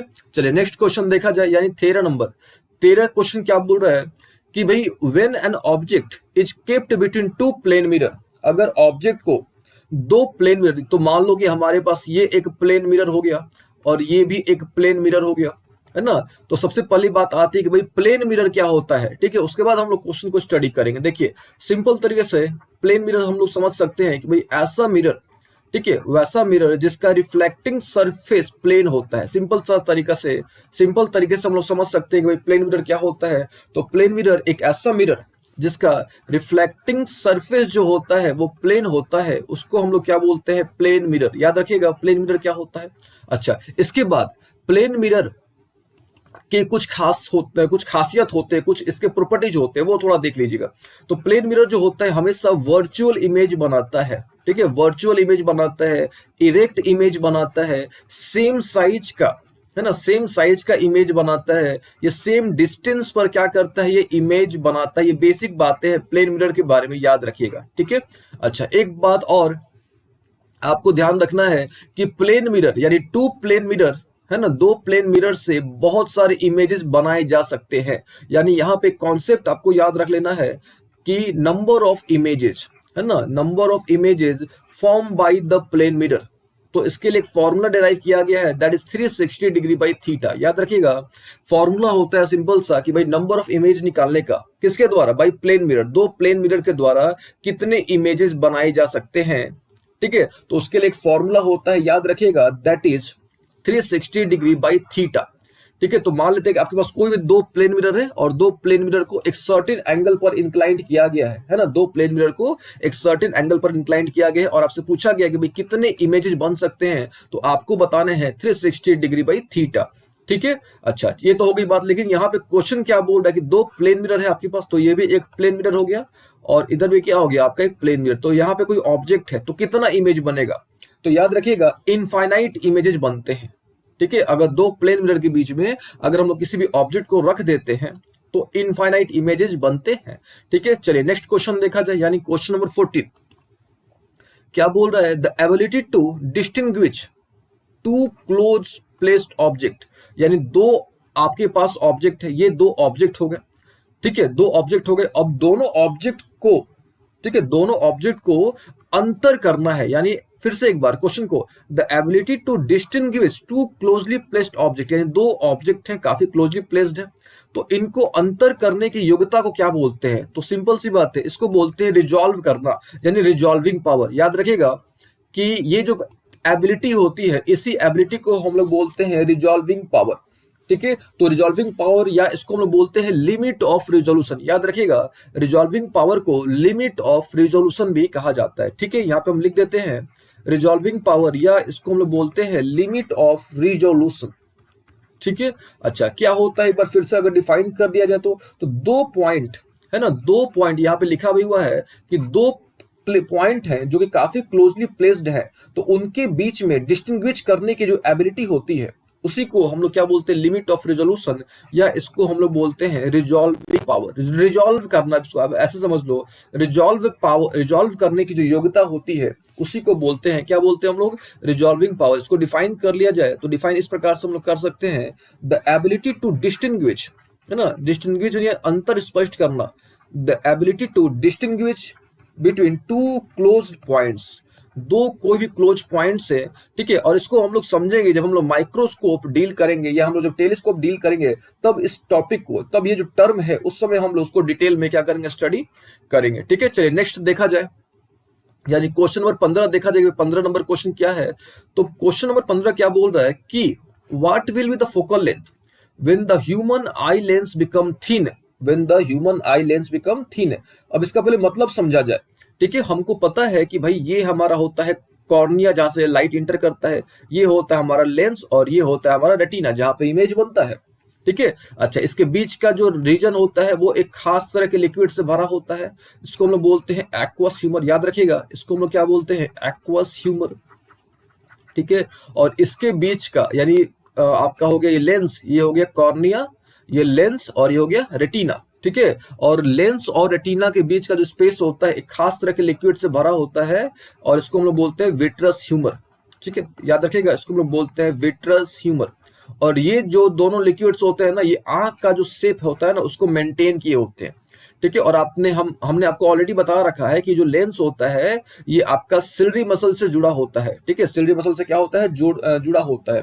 ठीक है, तो जब भी हमको दूर का देखना होता है तो ये स्ट्रेच होता है, जो सिलरी मसल होता है स्ट्रेच हो जाता है, तो स्ट्रेच होगा तो आपका जो लेंस होगा वो क्या हो जाएगा, पतला हो जाएगा। ये जो लेंस है आपका, जैसे वो क्या होगा, सिलरी मसल स्ट्रेच करेगा तो लेंस क्या होगा आपका, थिन हो जाएगा, है ना। अब खुद सोचो, जब लेंस थिन हो जाएगा, ठीक है, मान लो पहले का ये था डिस्टेंस, ठीक है, ये डिस्टेंस था, अब ये और आपका पतला हो गया, ठीक है, ये आपका क्या हो गया, और पतला हो गया, यानी ये पॉइंट यहाँ पे आ गया, तो ऑब्वियस है कि जो आपका फोकल लेंथ होगा वो क्या कर जाएगा, इंक्रीज कर जाएगा। तो याद रखिएगा कि जब भी आपका आई लेंस थिन हो जाता है, तो थिन कब होगा, जब स्ट्रेच होगा, जब हमको दूर का ऑब्जेक्ट देखना होगा तो भाई हमको स्ट्रेच करना पड़ेगा आंख, जब आंख को स्ट्रेच करना पड़ेगा तो ऑब्वियस है कि भाई फोकल लेंथ क्या हो जाएगा, बढ़ जाएगा, ठीक है। चलिए नेक्स्ट क्वेश्चन देखा जाए, यानी क्वेश्चन नंबर 16।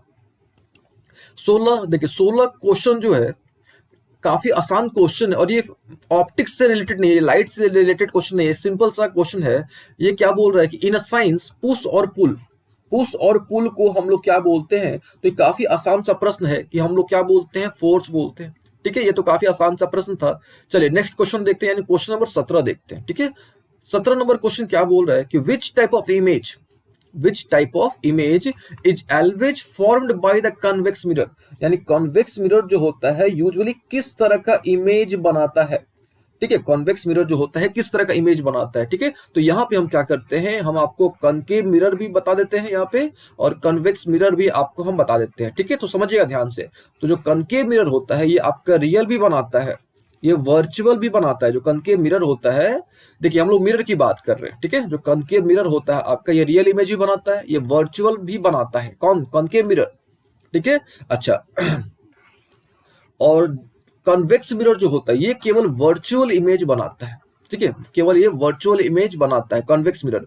तो भाई ऑप्शन देख लिया जाए, तो यहाँ पे वर्चुअल है ना, तो वर्चुअल यानी इसका आंसर क्या होगा, ओनली 2, यानी ये जो है आपका केवल जो कन्वेक्स मिरर होता है ये केवल वर्चुअल इमेज बनाता है, यानी इसका आंसर क्या होगा, ओनली 2। चलिए नेक्स्ट क्वेश्चन देखा जाए।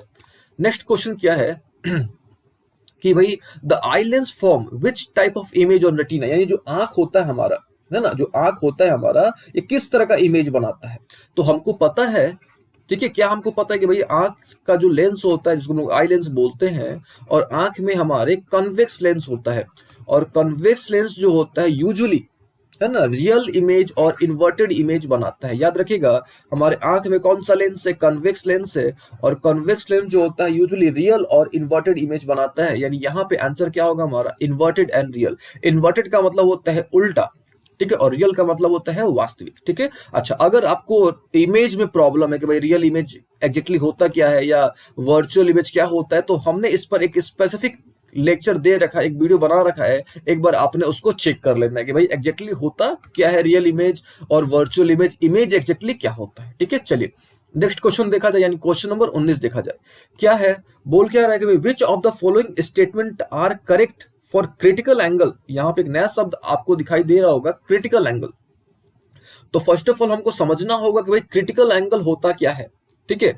और क्रिटिकल एंगल से भी पहले हमको समझना होगा टोटल इंटरनल रिफ्लेक्शन के बारे में, ठीक है, टोटल इंटरनल रिफ्लेक्शन के बारे में। देखिए जो जो टर्म्स आ रहे हैं आपको हम कोशिश करने की, आपको हम हर एक टर्म को अच्छी तरीके से डिटेल में समझा पाए, ठीक है। देखिए टोटल इंटरनल रिफ्लेक्शन क्या होता है, तो नॉर्मली क्या होता है आपका कि कोई भी मिरर है, समझिएगा ध्यान से, कोई भी मिरर है आपका, आप उसको कितना भी पॉलिश क्यों ना कर लो, लाइट रे आएगा तो कुछ पार्ट जो है वो एब्जॉर्ब हो जाता है, कुछ पार्ट जो है वो लाइट का जो भी लाइट उस पर गिरेगा तो कुछ पार्ट क्या हो जाता है, एब्जॉर्ब हो जाता है, और कुछ पार्ट ही वो रिफ्लेक्ट कर पाता है, मतलब 100% रिफ्लेक्शन नहीं होता। मेरे कहने का सिंपल सा मतलब होता है कि कोई भी मिरर कितना भी आपका स्मूथ क्यों ना हो, कितना भी पॉलिश क्यों ना हो, कभी भी 100% रिफ्लेक्शन नहीं होता है, ठीक है। तो 100% रिफ्लेक्शन कराने के लिए, 100% रिफ्लेक्शन कराने के लिए साइंटिस्ट ने एक कॉन्सेप्ट डेवलप करा, और वो जो कॉन्सेप्ट है, वो जो प्रोसेस है, वो जो फेनोमेना है, उसको हम लोग बोलते हैं TIR, यानी टोटल इंटरनल रिफ्लेक्शन। क्यों पढ़ते हैं, सबसे पहला कॉन्सेप्ट क्योंकि भाई इसके थ्रू, इस फेनोमेना के थ्रू 100% रिफ्लेक्शन होता है। आपको नाम से लग रहा होगा भाई टोटल रिफ्लेक्शन, यानी एक ऐसा प्रोसेस है जिसमें 100% रिफ्लेक्शन हो जाता है। और लोग इसके लिए कुछ कंडीशंस है, वो क्या कंडीशंस है वो हम लोग थोड़ा डिस्कस कर लेते हैं। देखिए सबसे पहला इसका कंडीशन है कि लाइट जो है आपका, है ना, लाइट जो है वो डेंसर मीडियम से रेयर मीडियम में जाना चाहिए। पहला कॉन्सेप्ट है कि light must pass through denser to rare medium. और लोग अच्छा सेकंड क्या है कि द एंगल ऑफ इंसिडेंस जो होना चाहिए आपका, यानी एंगल ऑफ इंसिडेंस जो होना चाहिए must be greater than critical angle, याद रखिएगा, angle of incidence must be greater than critical angle, यानी क्रिटिकल एंगल से अधिक होना चाहिए। अब यहाँ पे शब्द आ रहा है कि भाई क्रिटिकल एंगल क्या होता है। ठीक है, सबसे पहले आपको यह समझ आ गया होगा कि भाई टोटल इंटरनल रिफ्लेक्शन क्या होता है। फिर से एक बार, एक ऐसा फेनोमेना होता है जिसमें 100% रिफ्लेक्शन होता है। क्लियर है? अच्छा, क्या क्या कंडीशन है? पहला कंडीशन है कि भाई light must passes through denser to rare medium, and the second one is angle of incidence must be greater than critical angle. ठीक है, अच्छा, अब एक बात आती है कि भाई क्रिटिकल एंगल क्या होता है। ठीक है, टोटल इंटरनल रिफ्लेक्शन तो हमने आपको समझा दिया, अब बात आती है कि क्रिटिकल एंगल क्या होता है। ठीक है, तो हम आपको थोड़ा डायग्राम से समझाते हैं। ठीक है, मान लो कि ये हो गया, ऊपर हो गया रेयर मीडियम। अच्छा, रेयर मीडियम भी समझ लीजिएगा, जिसमें लाइट का स्पीड अधिक होता है उसको बोलते हैं रेयर मीडियम, और जिसमें लाइट का स्पीड कम होता है उसको बोलते हैं डेंसर मीडियम। ठीक है, अच्छा, जो जो टर्म आपको नहीं समझ आएगा आप हमको बताइएगा, हम हर एक टर्म को कोशिश करेंगे, हर एक टर्म को आपको हम अच्छे तरीके से समझा पाए। ठीक है, चलिए, यहाँ पे हमने क्या कर लिया, एक मान लो कि ये इंटरफेस हो गया। इंटरफेस यानी जो डिवाइड करता है। ठीक है, ये हो गया इंटरफेस, यानी जो रेयर मीडियम को और डेंसर मीडियम को जो डिवाइड करता है उसको बोलते हैं इंटरफेस। तो हमारे पास क्या है, एक डेंसर मीडियम है, एक आपका रेयर मीडियम है। तो लाइट का कंडीशन क्या है कि light must passes through denser to rare medium. तो मान लो ऐसा लाइट गया आपका, है ना, और हमको एक बात पता है कि भाई जब भी लाइट आपका डेंसर से रेयर मीडियम में जाता है तो it moves away from the normal, normal से दूर भागता है। तो हम लोग यहाँ पे क्या करते हैं, नॉर्मल ड्रॉ कर दी, ये आपका दूर भाग गया। ठीक है, फिर हम यहाँ से हम लोग क्या करते हैं, फिर यहाँ से लाइट किया, फिर ये दूर भाग गया। ठीक है, ऑल ओके यहाँ तक। अच्छा, तो एक ऐसा पॉइंट आएगा जिस पर ये एकदम 90 डिग्री हो जाएगा। आ रही बात समझ में? तो क्रिटिकल एंगल क्या होता है, एक ऐसा एंगल ऑफ इंसिडेंस, याद रखिएगा क्रिटिकल एंगल क्या होता है, आप आपको लिख के दिखाते हैं क्रिटिकल एंगल क्या होता है। तो critical angle is that angle, it is that angle of incidence. ठीक है, it is that angle of क्या चाहिए, incidence, for which angle of refraction become 90 degree. याद रखिएगा क्रिटिकल एंगल क्या होता है, एक ऐसा एंगल ऑफ इंसिडेंस होता है, it is that angle of incidence for which, ठीक है, for which r become 90 degree, यानी जो एंगल ऑफ रिफ्रैक्शन है वो आपका 90 डिग्री हो जाए। यानी भाई यहां से गया है और ये आपका एकदम 90 डिग्री हो गया, यानी यहाँ पे 90 डिग्री बन गया है। आ रही बात समझ में? तो ये जो एंगल है उस एंगल को क्या बोलते हैं, क्रिटिकल एंगल। लेकिन कौन सा एंगल, ये वाला एंगल, देखिएगा ये वाला एंगल।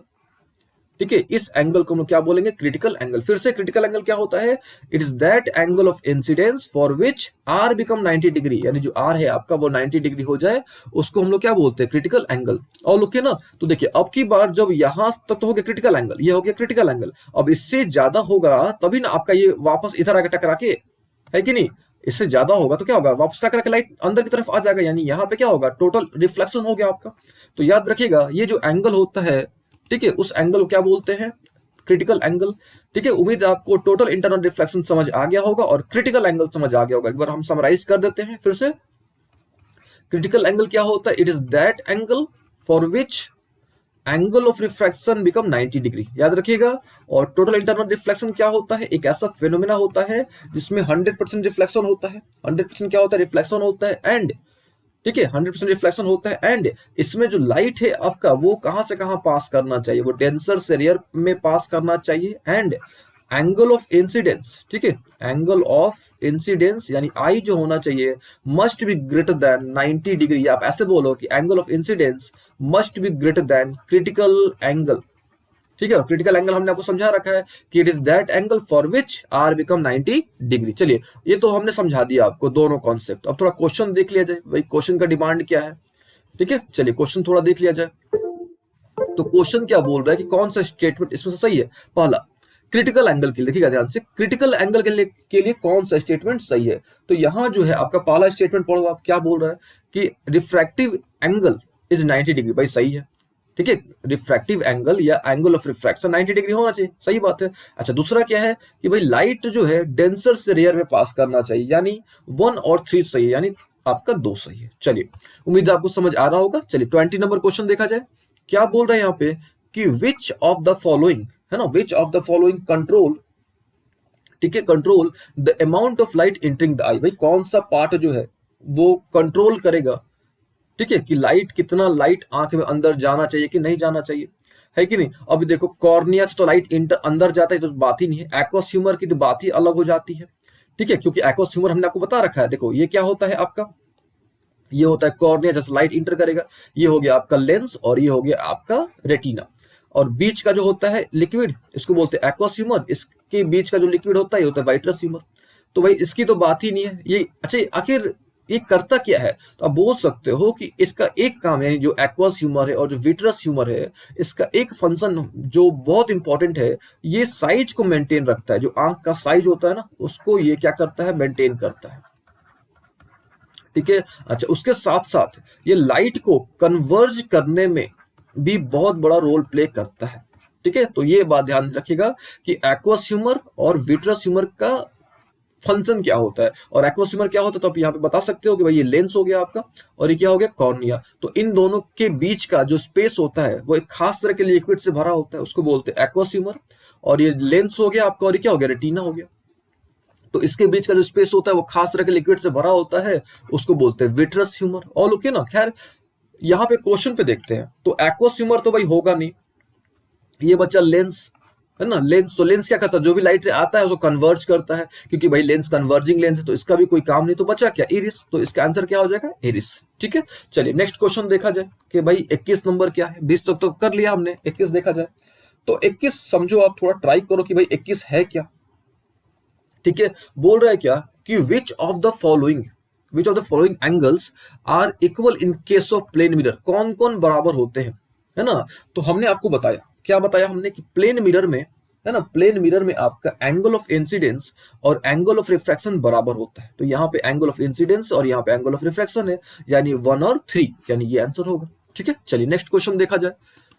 22 नंबर क्वेश्चन क्या बोल रहा है भाई, तो 22 नंबर क्वेश्चन बोल रहा है कि the change in focal length of eye lens, यानी भाई आंख हो गया आपका, आंख का लेंस हो गया, इसका फोकल लेंथ कैसे चेंज होता है। तो हमने आपको बता रखा है कि ये जो आई लेंस होता है, ये किससे कनेक्टेड होता है, किससे अटैच्ड होता है, सिलरी मसल से अटैच्ड होता है।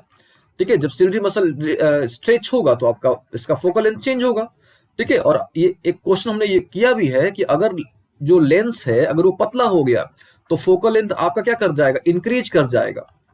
याद रखिएगा, अगर और मोटा हो गया, अगर लेंस आपका मोटा हो गया तो फोकल लेंथ डिक्रीज कर जाएगा। ठीक है, तो यहाँ पे क्या होगा, यहाँ पे होगा सिलरी मसल, क्योंकि सिलरी मसल जो है ना वो क्या करता है, फोकल लेंथ चेंज कर पाता है।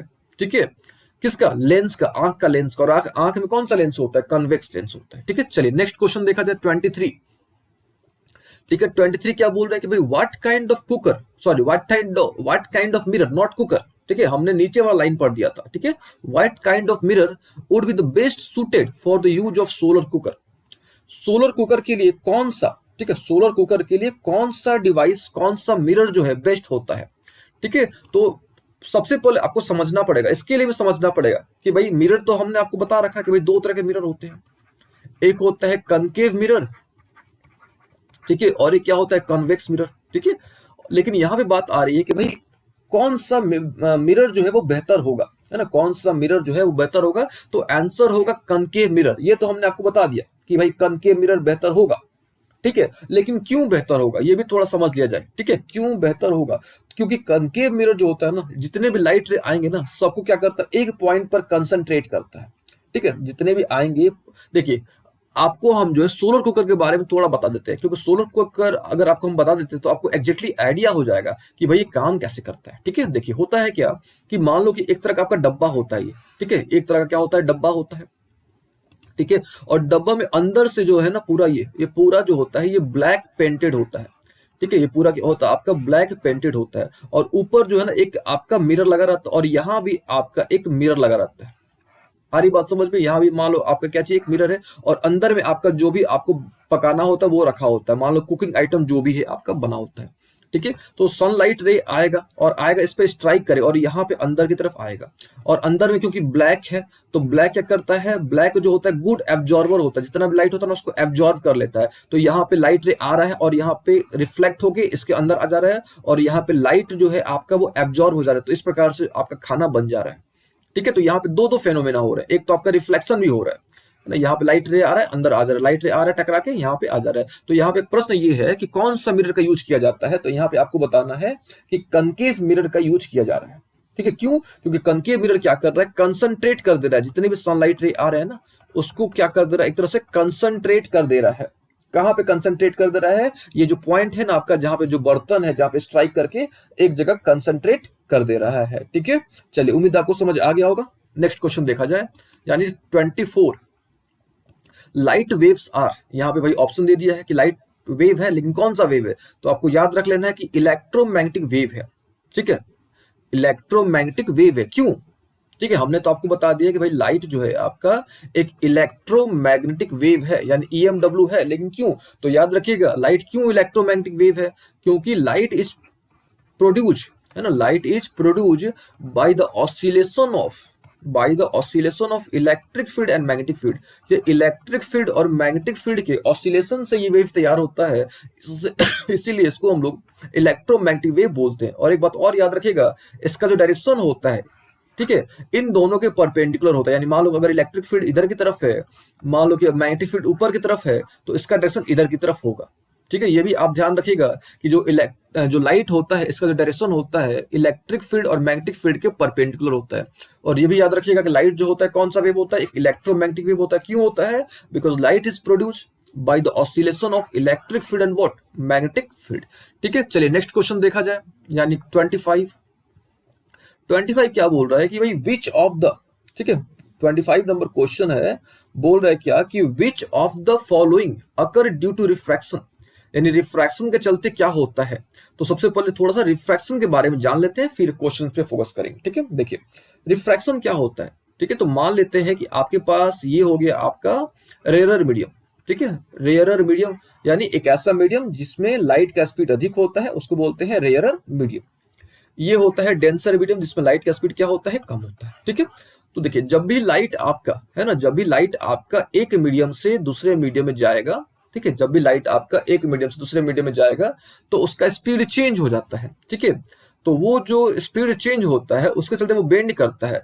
तो ये जो बेंडिंग फेनोमेना होता है ना, इसी को हम लोग बोलते हैं रिफ्रैक्शन। याद रखिएगा कि whenever light passes from one medium to another medium, then it bend, वो बेंड करता है। और ये जो बेंडिंग फेनोमेना होता है, इसी को हम लोग क्या बोलते हैं, रिफ्रैक्शन बोलते हैं। याद रखिएगा बेंडिंग फेनोमेना इज कॉल्ड क्या चीज, रिफ्रैक्शन। कब? Whenever light passes from one medium to another medium, जब भी लाइट आपका एक माध्यम से दूसरे माध्यम में जाएगा तो लाइट बेंड करेगा। क्यों बेंड करेगा, यानी कॉज क्या होता है रिफ्रैक्शन का, तो याद रखिएगा आपका स्पीड में चेंज आ जाता है। ठीक है, स्पीड में क्या आ जाता है, चेंज आ जाता है, इसलिए लाइट बेंड करता है, और बेंड करता है इसलिए इसको, ये जो पूरा फेनोमेना होता है इसको क्या बोलते हैं, रिफ्रैक्शन बोलते हैं। ठीक है, अच्छा एक बात और आप ध्यान रखिएगा कि लाइट जब भी आपका रेयर टू डेंसर जाएगा, ठीक है, लाइट जो है आपका जब भी रेयर टू डेंसर जाएगा तो it bend towards the normal. ठीक है, ये भी आप ध्यान रखिएगा कि मान लो कि ये रेयर हो गया, ये डेंसर हो गया। ठीक है, यहाँ से लाइट आया और यहाँ पे हमने क्या कर दिया, नॉर्मल ड्रॉ कर दिया, तो ये बेंड टुवार्ड्स द नॉर्मल, ये नॉर्मल के नजदीक आता है। ठीक है, वही जब लाइट आपका, ठीक है, मान लो ऊपर डेंसर हो गया, नीचे रेयर हो गया। ठीक है, तो जब भी लाइट आपका डेंसर से रेयर में जाएगा, ठीक है, तो it moves away from the normal. ठीक है, क्यों ऐसा होता है, क्योंकि इस केस में स्पीड आपका घट जाता है, रेयर में स्पीड ज्यादा, डेंसर में स्पीड कम, तो यहां आप बोल सकते हो कि यहाँ जो स्पीड होता है वो घट जाता है। ठीक है, that is why it bend towards the normal, normal की तरफ ये झुकता है। जबकि whenever light passes from denser to rarer medium, इसका स्पीड बढ़ जाता है। अरे बात समझ, स्पीड क्या हो जाता है, बढ़ जाता है। जब स्पीड बढ़ जाएगा इसीलिए दूर भागता है, यानी move away from the what, normal, ये नॉर्मल से दूर भागता है। ठीक है, move away from the normal, ये कॉन्सेप्ट होता है किसका, रिफ्रैक्शन का। All okay. अच्छा, इसके साथ साथ तो रिफ्रैक्शन हमने आपको समझा दिया कि भाई रिफ्रैक्शन क्या होता है, कि जब भी लाइट आपका एक मीडियम से दूसरे मीडियम में जाता है वो बेंड करता है, उसको बोलते हैं रिफ्रैक्शन। और हमने आपको ये भी बता दिया कि लाइट आपका रेयर से डेंसर में जाएगा तो क्या होगा, एंड डेंसर से रेयर में जाएगा तो क्या होगा। इसके साथ साथ आपको कुछ रूल्स, कुछ लॉज भी याद रखने होंगे। ठीक है, देखिए ये होता है आई आपका, है ना, ये तो आपको पता है कि भाई ये इंसिडेंट रे है। ठीक है, ये भी आपको पता है कि भाई ये रिफ्रैक्ट किया, यानी ये कौन सा रे हो गया आपका, ये हो गया आपका रिफ्रैक्टेड रे। ये आपको पता है ये हमारा कौन सा रे होता है, ये नॉर्मल होता है। ठीक है, ये हमारा होता है नॉर्मल। ऑल ओके ना। अच्छा, ये जो एंगल है हमारा ये होता है आर, आर यानी एंगल ऑफ रिफ्रैक्शन। ठीक है, तो एक लॉ आपको पता होगा कि भाई ये इंसिडेंट रे, ये आपका रिफ्रैक्टेड रे, और ये नॉर्मल, सॉरी नॉर्मल आप बोल सकते हो उसको, कोई दिक्कत नहीं है, तीनों एक ही पॉइंट पर होते हैं, तीनों एक ही प्लेन पर होते हैं। तो ये हो गया। अच्छा, दूसरा होता है क्या कि sine i by sine r. ठीक है, sine i by sine r जो होता है ये म्यू के बराबर होता है, ये कांस्टेंट के बराबर होता है। और इसको हम लोग बोलते हैं स्नेल्स लॉ, याद रखिएगा, इसको हम लोग क्या बोलते हैं, स्नेल्स लॉ। ठीक है, स्नेल, SNE, यहाँ पे आपको अच्छी तरीके से लिख देते हैं, SNELLS, Snell's law. Snell's law क्या होता है, sine i by sine r is equal to mu. ठीक है, चलिए आपको बेसिक आइडिया हो गया होगा रिफ्रैक्शन के बारे में। अब क्वेश्चन पर आते हैं कि भाई क्वेश्चन क्या बोल रहा है। ठीक है, रिफ्रैक्शन तो हमने आपको समझा दिया, क्वेश्चन पर आते हैं। क्वेश्चन क्या बोल रहा है कि which of the following occur due to refraction, refraction के चलते होता क्या है। पहला भी दिया हुआ है कि the apparent displacement of pencil partially immerse in water, जो आपका आपका जो पेंसिल है, ठीक है, जो पेंसिल है जिसको आपने डुबा रखा है, ठीक है, जिसको आपने क्या कर रखा है, डुबा रखा है पानी में, वो हल्का सा तिरछा दिखाई देगा, हल्का सा मुड़ा हुआ दिखाई देगा, जो कि सही है, ऐसा होता है। ठीक है, ऐसा होता है। सेकंड क्या है, द सन अपीयर, ठीक है, सन अपीयर बिफोर द सनराइज, ये भी सही है, यानी इसको बोलते हैं एडवांस सनराइज, है ना, इसको हम लोग बोलते हैं एडवांस सनराइज। ठीक है, और यहाँ पे एक और होता है जिसको हम लोग बोलते हैं डिलेड सनसेट। ठीक है, एडवांस सनराइज या डिलेड क्या चीज, सनसेट। तो इसका भी जो मुख्य कारण है वो रिफ्रैक्शन ही है। ठीक है, स्काई अपीयर ब्लू, ये तो नहीं होगा ना, क्यों, क्योंकि ये तो स्कैटरिंग का पर्पज, स्कैटरिंग का प्रॉब्लम है ये। तो स्काई जो होता है ब्लू क्यों दिखाई देता है, because of refraction, because of scattering. ठीक है, लेकिन यहाँ क्या पूछा गया आपसे कि भाई रिफ्रैक्शन के चलते कौन कौन सा होता है, तो यहाँ पे क्या होगा, 1 और 2, यानी आंसर क्या होगा हमारा 1 और 2। ठीक है, चलिए नेक्स्ट क्वेश्चन देखा जाए, यानी 26 देखा जाए। 26 क्या बोल रहा है कि the human I forms the image of an object. भाई ये तो आसान है कि ह्यूमन आई जो है इमेज कहाँ बनाता है, ये तो आसान सा प्रश्न है, रेटिना पर बनाता है। ठीक है, चलिए नेक्स्ट देखा जाए, यानी 27 देखा जाए। 27 क्या बोल रहा है ना, 27 जो है वो काफी आसान है। 27 बोल रहा है क्या यहाँ पे कि इन अ कनकेव मिरर, है ना, कनकेव मिरर में if the object is placed at centre of curvature, अगर ऑब्जेक्ट को सेंटर ऑफ कर्वेचर पर प्लेस कर दिया जाए, ठीक है, तो इमेज कहाँ बनेगा, इमेज विल बी व्हाट, है कि नहीं, इमेज आपका कहाँ बनेगा। तो देखिए करके दिखाते हैं आपको, ये हो गया हमारा कनकेव मिरर, ये क्या हो गया हमारा कनकेव मिरर, ये हो गया हमारा पोल, ठीक है, ये हो गया हमारा प्रिंसिपल एक्सिस, ये हो गया हमारा फोकस, और ये हो गया हमारा सेंटर ऑफ कर्वेचर। ठीक है, ऐसे आप याद रखिएगा कि जब भी ऑब्जेक्ट आपका सी पर होगा, इमेज आपका सी पर ही बनता है। ठीक है, लेकिन आपको हम करके दिखा देते हैं, ठीक है, होता कैसे। तो यहाँ पे ऑब्जेक्ट हो गया, यहाँ पे रे गया, जाके टकरा के फोकस से गुजरेगा। दूसरा क्या होता है, वापस ये फोकस से गुजरता और वापस यहाँ पे आता है, तो यहाँ पे देखो सी पर ही इमेज बना। तो याद रखिएगा कि जब भी ऑब्जेक्ट आपका सेंटर ऑफ कर्वेचर पर होगा, इमेज आपका सेंटर ऑफ कर्वेचर पर ही बनेगा। यानी इस केस में क्या होता है, आपका यू और भी दोनों बराबर होता है, यानी हाइट सॉरी यानी इमेज डिस्टेंस, यानी जितनी दूरी पर आपका इमेज होता है उतनी दूरी पर ही ऑब्जेक्ट आपका बनता है। जितना आपका ऑब्जेक्ट का हाइट होता है उतना ही आपका इमेज का हाइट होता है। तो याद रखिएगा यू और भी बराबर होता है, एच आई और एच ओ बराबर होता है। इसके साथ साथ रियल इमेज भी बनता है, क्योंकि अगर आपका ये जो है ना कौन सा सरफेस, ये रिफ्लेक्टिंग सरफेस है, तो हमने आपको बता रखा है कि अगर रिफ्लेक्टिंग सरफेस की तरफ इमेज बनता है तो रियल होता है, अगर ये जो पॉलिश सरफेस है इसकी तरफ अगर इमेज बनता है तो वर्चुअल है। तो याद रखिएगा कि यहाँ पे अगर आपका ऑब्जेक्ट कॉनकेव मिरर में अगर ऑब्जेक्ट सेंटर ऑफ कर्वेचर पर है तो जो इमेज है आपका वो सेंटर ऑफ कर्वेचर पर ही बनेगा। ठीक है, चलिए नेक्स्ट क्वेश्चन देखा जाए, यानी 28 देखा जाए। 28 काफी आसान है, क्या बोल रहा है कि which of the following control the size of pupil in the human आई। ठीक है, यानी पुपिल का साइज कौन कंट्रोल करता है, तो हमने आपको बताया था कि भाई ये कॉर्निया हो गया, ठीक है, और इसके पीछे एक सर्कुलर डायफ्राम होता है ना, और ये जो सर्कुलर डायफ्राम होता है इसको क्या बोलते हैं, आइरिस बोलते हैं। ठीक है, और इसके अंदर एक छोटा सा छेद होता है जिसको हम लोग बोलते हैं क्या चीज बोलते हैं, पुपिल बोलते हैं। और पुपिल का साइज कौन कंट्रोल करता है, इरिस कंट्रोल करता है, यानी इसका आंसर क्या हो जाएगा, इरिस हो जाएगा, है कि नहीं। चलिए नेक्स्ट क्वेश्चन देखा जाए, 29, 28 तक तो हमने कर लिया, 29 देखा जाए, क्या बोल रहा है 29, in which mirror the image is formed virtual erect and point size, किस मिरर में, ठीक है, किस मिरर में जो इमेज है वो वर्चुअल बनता है ना। तो याद रखिएगा वर्चुअल, इरेक्ट और पॉइंट साइज, यहाँ पॉइंट साइज का मतलब है डिमिनिस्ड, एकदम छोटा। तो छोटा जो इमेज है, ठीक है, वो एक ही मिरर में बनता है जिसका नाम है कन्वेक्स मिरर। तो याद रखिएगा कन्वेक्स मिरर ऑलवेज फॉर्म, ठीक है, convex mirror always form virtual image. पहला कॉन्सेप्ट याद रखिएगा, virtual image, erect image and diminished image. ठीक है, कॉन्वेक्स मिरर ही एक ऐसा मिरर है जो हमेशा वर्चुअल इमेज बनाता है, इरेक्ट इमेज बनाता है और हमेशा छोटा इमेज बनाता है, यानी इसका आंसर क्या होगा, कॉन्वेक्स मिरर। ठीक है, that is why convex mirror का जो यूज होता है वो साइड मिरर, ठीक है, साइड मिरर के रूप में होता है। इसी प्रॉपर्टी की चलती है कि भाई इमेज काफी छोटा बनाता है, ये कितना भी दूर ऑब्जेक्ट रहे उसका इमेज काफी छोटा बनाता है। दैट इज वाई इसका जो यूज होता है वो साइड मिरर के रूप में, या इसको आप ऐसे बोलो कि रियर व्यू मिरर के रूप में इसका यूज किया जाता है। किसका? कॉन्वेक्स मिरर का। ठीक है, मॉल में देखोगे ना तो साइड में, मॉल में जहाँ पे काउंटर होता है वहां पे साइड में मिरर लगाया रहता है ताकि आपको पूरा का पूरा आपको वहां पे दिखाई दे। ठीक है, चलिए ये तो हो गई बात 29 की। यानी नेक्स्ट क्वेश्चन देखा जाए 30 नंबर क्वेश्चन क्या है कि which of the following term not represent electrical power in circuit.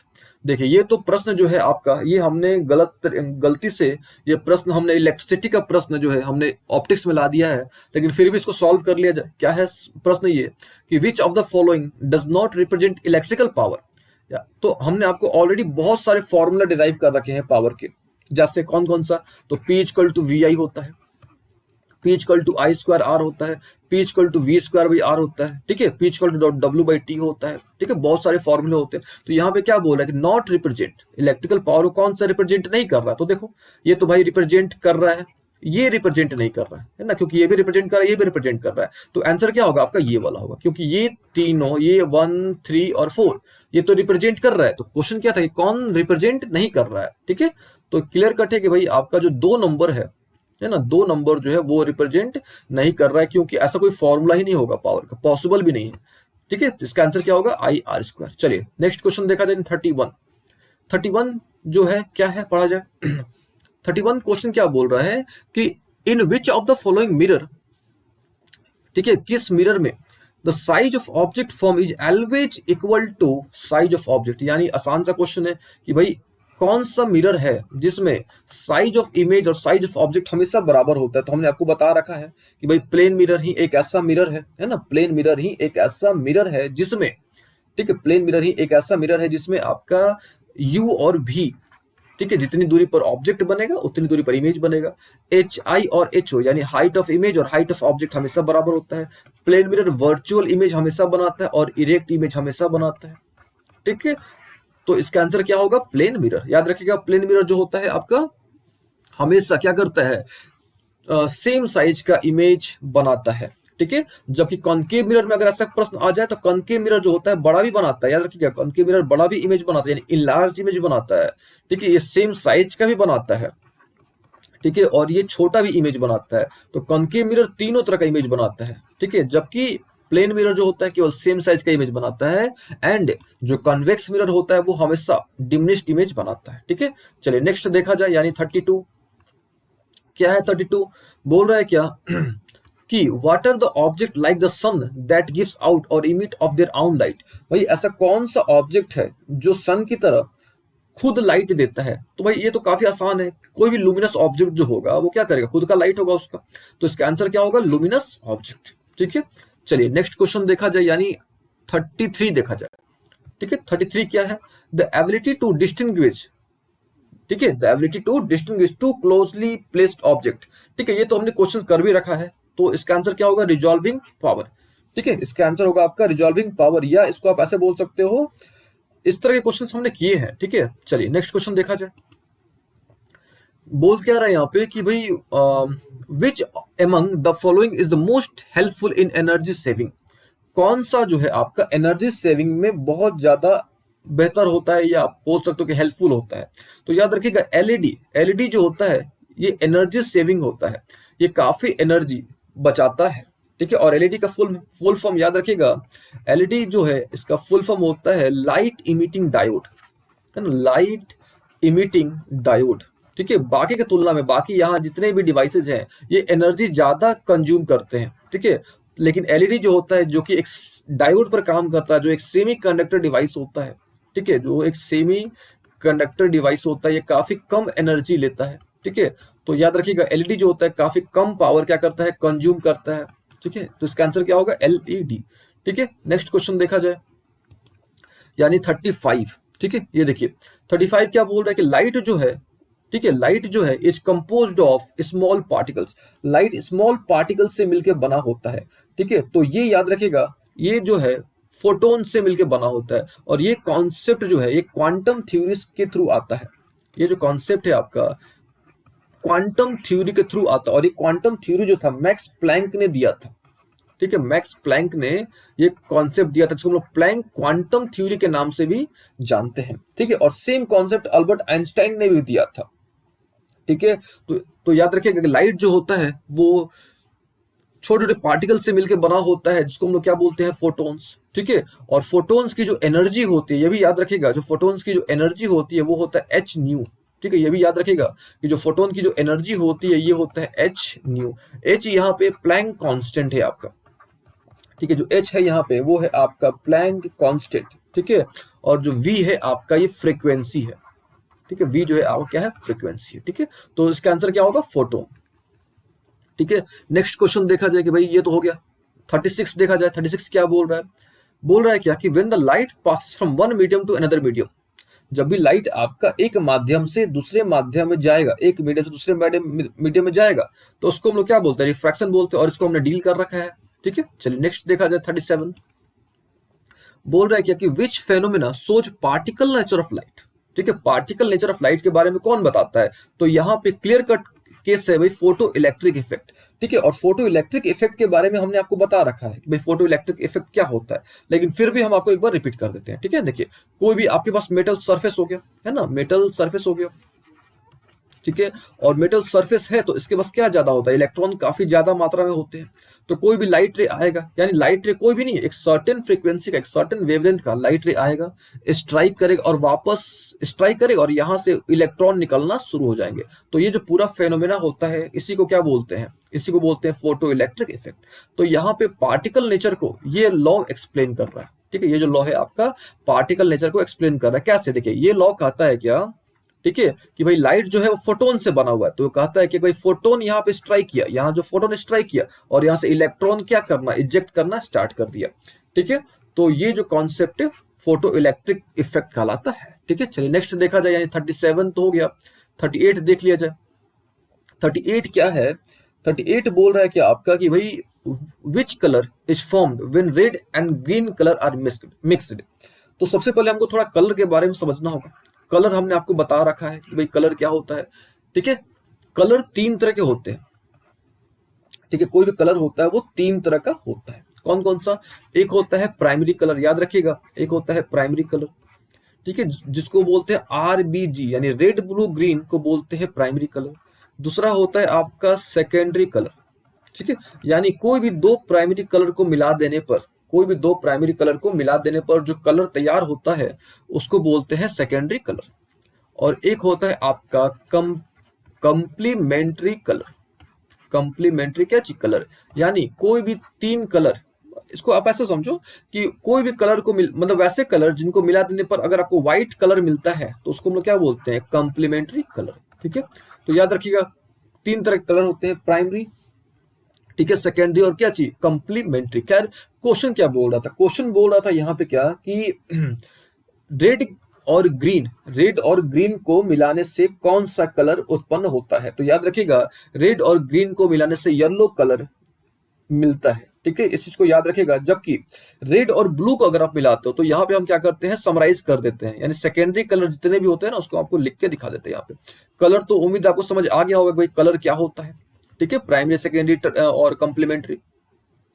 इसका आंसर क्या होगा, येलो। देखो यहाँ पे हमने क्या बताया आपको कि भाई रेड और ग्रीन यानी R और G मिलेगा तो आपको क्या बनेगा, वाई बनेगा, यानी येलो बनेगा।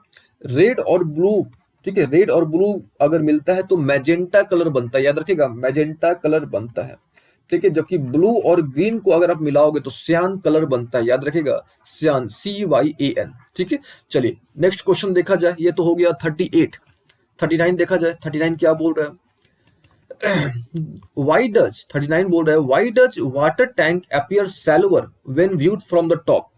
क्वेश्चन काफी आसान है। क्वेश्चन बोल रहा है क्या कि अगर ऊपर से आप देखोगे, ठीक है, तो ऊपर से अगर आप देखोगे तो जो तालाब होता है वो काफी गहरा दिखाई देता है। ठीक है, तो ऐसा क्यों दिखाई देता है। ठीक है, तो इसका आंसर सिंपल सा है, बिकॉज ऑफ रिफ्रैक्शन के चलते, है ना, रिफ्रैक्शन के चलते ऐसा होता है। ठीक है, चलिए नेक्स्ट क्वेश्चन देखा जाए, यानी 40 नंबर देखा जाए। 40 क्या बोल रहा है कि इफ ऑब्जेक्ट्स, है ना, इफ ऑब्जेक्ट्स अपीयर इनलार्ज्ड, अगर ऑब्जेक्ट आपको इनलार्ज दिखाई दे रहा है, बड़ा दिखाई दे रहा है, एंड इन्वर्टेड दिखाई दे रहा है, ठीक है, in a rear view mirror, in a rear view mirror, then which type of mirror is used, then which type of mirror is used. तो भाई हमको पता है, क्या पता है हमको कि भाई इनलार्ज्ड इमेज जो है वो कौन बनाता है, कनकेव मिरर ही बनाएगा ना, है कि नहीं। इन्वर्टेड इमेज कौन बनाएगा, कनकेव मिरर ही बनाएगा ना, तो इसका आंसर क्या होगा, कनकेव मिरर। ठीक है, चलिए नेक्स्ट क्वेश्चन देखा जाए, यानी 41 देख लिया जाए। 41 क्या है, which one of the following is not a property of electromagnetic wave. ठीक है, और इलेक्ट्रोमैग्नेटिक वेव हमने आपको बता रखा है। ठीक है, तो थोड़ा बहुत हम लोग जान लेते हैं। ठीक है, देखिए इलेक्ट्रोमैग्नेटिक वेव की प्रॉपर्टी क्या क्या होती है। तो सबसे पहला पॉइंट ये होता है कि भाई it do not require any medium to travel. ठीक है, इसको कोई भी आवश्यकता नहीं होती है, डू नॉट रिक्वायर मीडियम। ठीक है, पहला कॉन्सेप्ट ये याद रखिएगा। सेकंड क्या याद रखना आपको, कि इसका स्पीड कितना होता है। ठीक है, इसका जो स्पीड होता है वो 3 × 10⁸ मीटर पर सेकेंड होता है। तीसरा आपको क्या याद रखना है कि भाई ये नॉन मैकेनिकल वेव होता है। ठीक है, ये जो आपका इलेक्ट्रोमैग्नेटिक वेव होता है ये नॉन मैकेनिकल वेव होता है। अच्छा, उसके बाद आपको क्या याद रखना है कि भाई ये ट्रांसवर्स वेव होता है, यानी जो इलेक्ट्रोमैग्नेटिक वेव होता है, यानी आप लाइट की बात हो रही है, ये आपका ट्रांसवर्स वेव होता है। ठीक है, खैर क्वेश्चन थोड़ा हम लोग देख लेते हैं। अच्छा, एक चीज और जो हमने आपको ऑलरेडी बता रखा है कि ये प्रोड्यूस कैसे होता है। तो इलेक्ट्रोमैग्नेटिक वेव नाम से क्लियर है कि भाई ये इलेक्ट्रिक फील्ड और मैग्नेटिक फील्ड, ये जो वेव होता है आपका, this wave is produced by the oscillation of, कौन सा wave, electric field and magnetic field, यानी इलेक्ट्रिक फील्ड और मैग्नेटिक फील्ड के ऑसिलेशन से ये वेव जो होता है वो जनरेट होता है। ठीक है, ये तो हो गई बात। अब थोड़ा क्वेश्चन देख लिया जाए कि भाई क्वेश्चन क्या बोल रहा है। तो बोल रहा है कौन सा स्टेटमेंट जो सही नहीं है, नॉट अ प्रॉपर्टी, प्रॉपर्टी नहीं है वो पूछ रहा है। ठीक है, तो देखो भाई पहला वाला पॉइंट देखो, आप बोल रहे हैं यहाँ पे क्या, कि electromagnetic wave do not show interference and diffraction, जो कि गलत है। इलेक्ट्रोमैग्नेटिक वेव जो होता है वो इंटरफेरेंस भी शो करेगा और वो डायफ्रैक्शन भी क्या करेगा, शो करेगा। ठीक है, ये तो एकदम गलत है आपका। ठीक है, नेक्स्ट देखा जाए कोई, नेक्स्ट क्या है ना। ठीक है, यानी पहला वाला जो कॉन्सेप्ट है आपका, भाई which one of the following is not a property, और सॉरी क्वेश्चन बोल रहा था कि आपका which one of the following is not a property of electromagnetic wave, यानी कौन सा जो प्रॉपर्टी है आपका वो इलेक्ट्रोमैग्नेटिक वेव का प्रॉपर्टी नहीं है। ठीक है, प्रॉपर्टी नहीं है, ध्यान समझिएगा, प्रॉपर्टी नहीं है। तो ये वाला जो होगा आपका पहला वाला ही आंसर होगा। क्यों, यहाँ पे बोल रहा है क्या कि electromagnetic wave do not show interference, क्या चीज, डायफ्रैक्शन। ठीक है, जो कि गलत है। ठीक है, चलिए नेक्स्ट क्वेश्चन देखा जाए।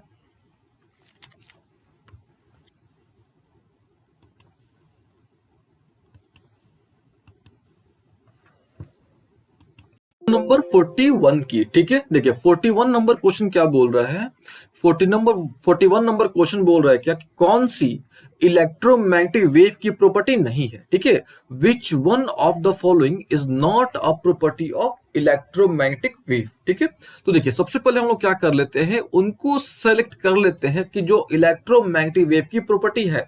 ठीक है, चलिए तो सबसे पहले हम लोग स्टार्ट करते हैं नीचे से। तो नीचे वाला अगर आप देखोगे ध्यान से तो क्या है कि electromagnetic wave do not require a medium to propagate. सही है कि भाई इलेक्ट्रोमैग्नेटिक वेव जो होता है उनको मीडियम की आवश्यकता नहीं होती है, यानी ये सही है आपका। ठीक है, सेकंड देखा जाए कि electromagnetic waves are transverse wave, एकदम सही है। जो इलेक्ट्रोमैग्नेटिक वेव्स होते हैं वो क्या होते हैं, ट्रांसवर्स इन नेचर होते हैं। थर्ड देख लिया जाए कि भाई आपका जो है oscillating electric field and magnetic field are perpendicular to each other. ये भी सही है कि हमने आपको बता रखा है कि जो इलेक्ट्रोमैग्नेटिक वेव है ना, electromagnetic wave are produced due to oscillation of electromagnetic wave. ठीक है, एकदम सही है आपका। तो बचा क्या, जब ये तीनों सही है तो आपका आंसर क्या होगा इस क्वेश्चन का, ऑब्वियसली कि भाई पहला वाला होगा। ठीक है, क्लियर कट है। चलिए नेक्स्ट क्वेश्चन देखा जाए, यानी 42 डिस्कस किया जाए। 42 क्या है, तो 42 नंबर क्वेश्चन बोल रहा है क्या कि भाई जो ब्लैक बोर्ड होता है ना, ये ब्लैक क्यों दिखाई देता है। देखिए कोई भी चीज अगर आपको ब्लैक दिखाई दे रहा है ना, कोई भी चीज है अगर वो ब्लैक दिखाई दे रहा है, इसका मतलब वो क्या है कि सारे वो कलर जो भी उस पर गिर रहा है लाइट, उसको वो क्या कर ले रहा है, एब्जॉर्व कर ले रहा है ना, एब्जॉर्व कर ले रहा है, इसीलिए वो क्या दिखाई दे रहा है, आपको ब्लैक दिखाई दे रहा है। सिंपल सा इसका आंसर है कि भाई ब्लैक बोर्ड जो है ब्लैक क्यों दिखाई देता है, क्योंकि वो क्या कर लेता है, सारे कलर्स को वो एब्जॉर्व कर ले रहा है। दैट इज वाई वो क्या कर रहा है, आपको ब्लैक दिखाई दे रहा है, यानी इसका आंसर क्या होगा, it absorb all the colours. ठीक है, चलिए नेक्स्ट क्वेश्चन देखा जाए। 43 क्या है, तो 43 बोल रहा है क्या कि in a magnifying glass lens is used, यानी मैग्नीफाइंग ग्लास में कौन सा लेंस यूज होता है। देखिए मैग्नीफाइंग ग्लास यानी यहाँ पे बात हो रही है, सिंपल तरीके से बोलो तो माइक्रोस्कोप की बात हो रही है।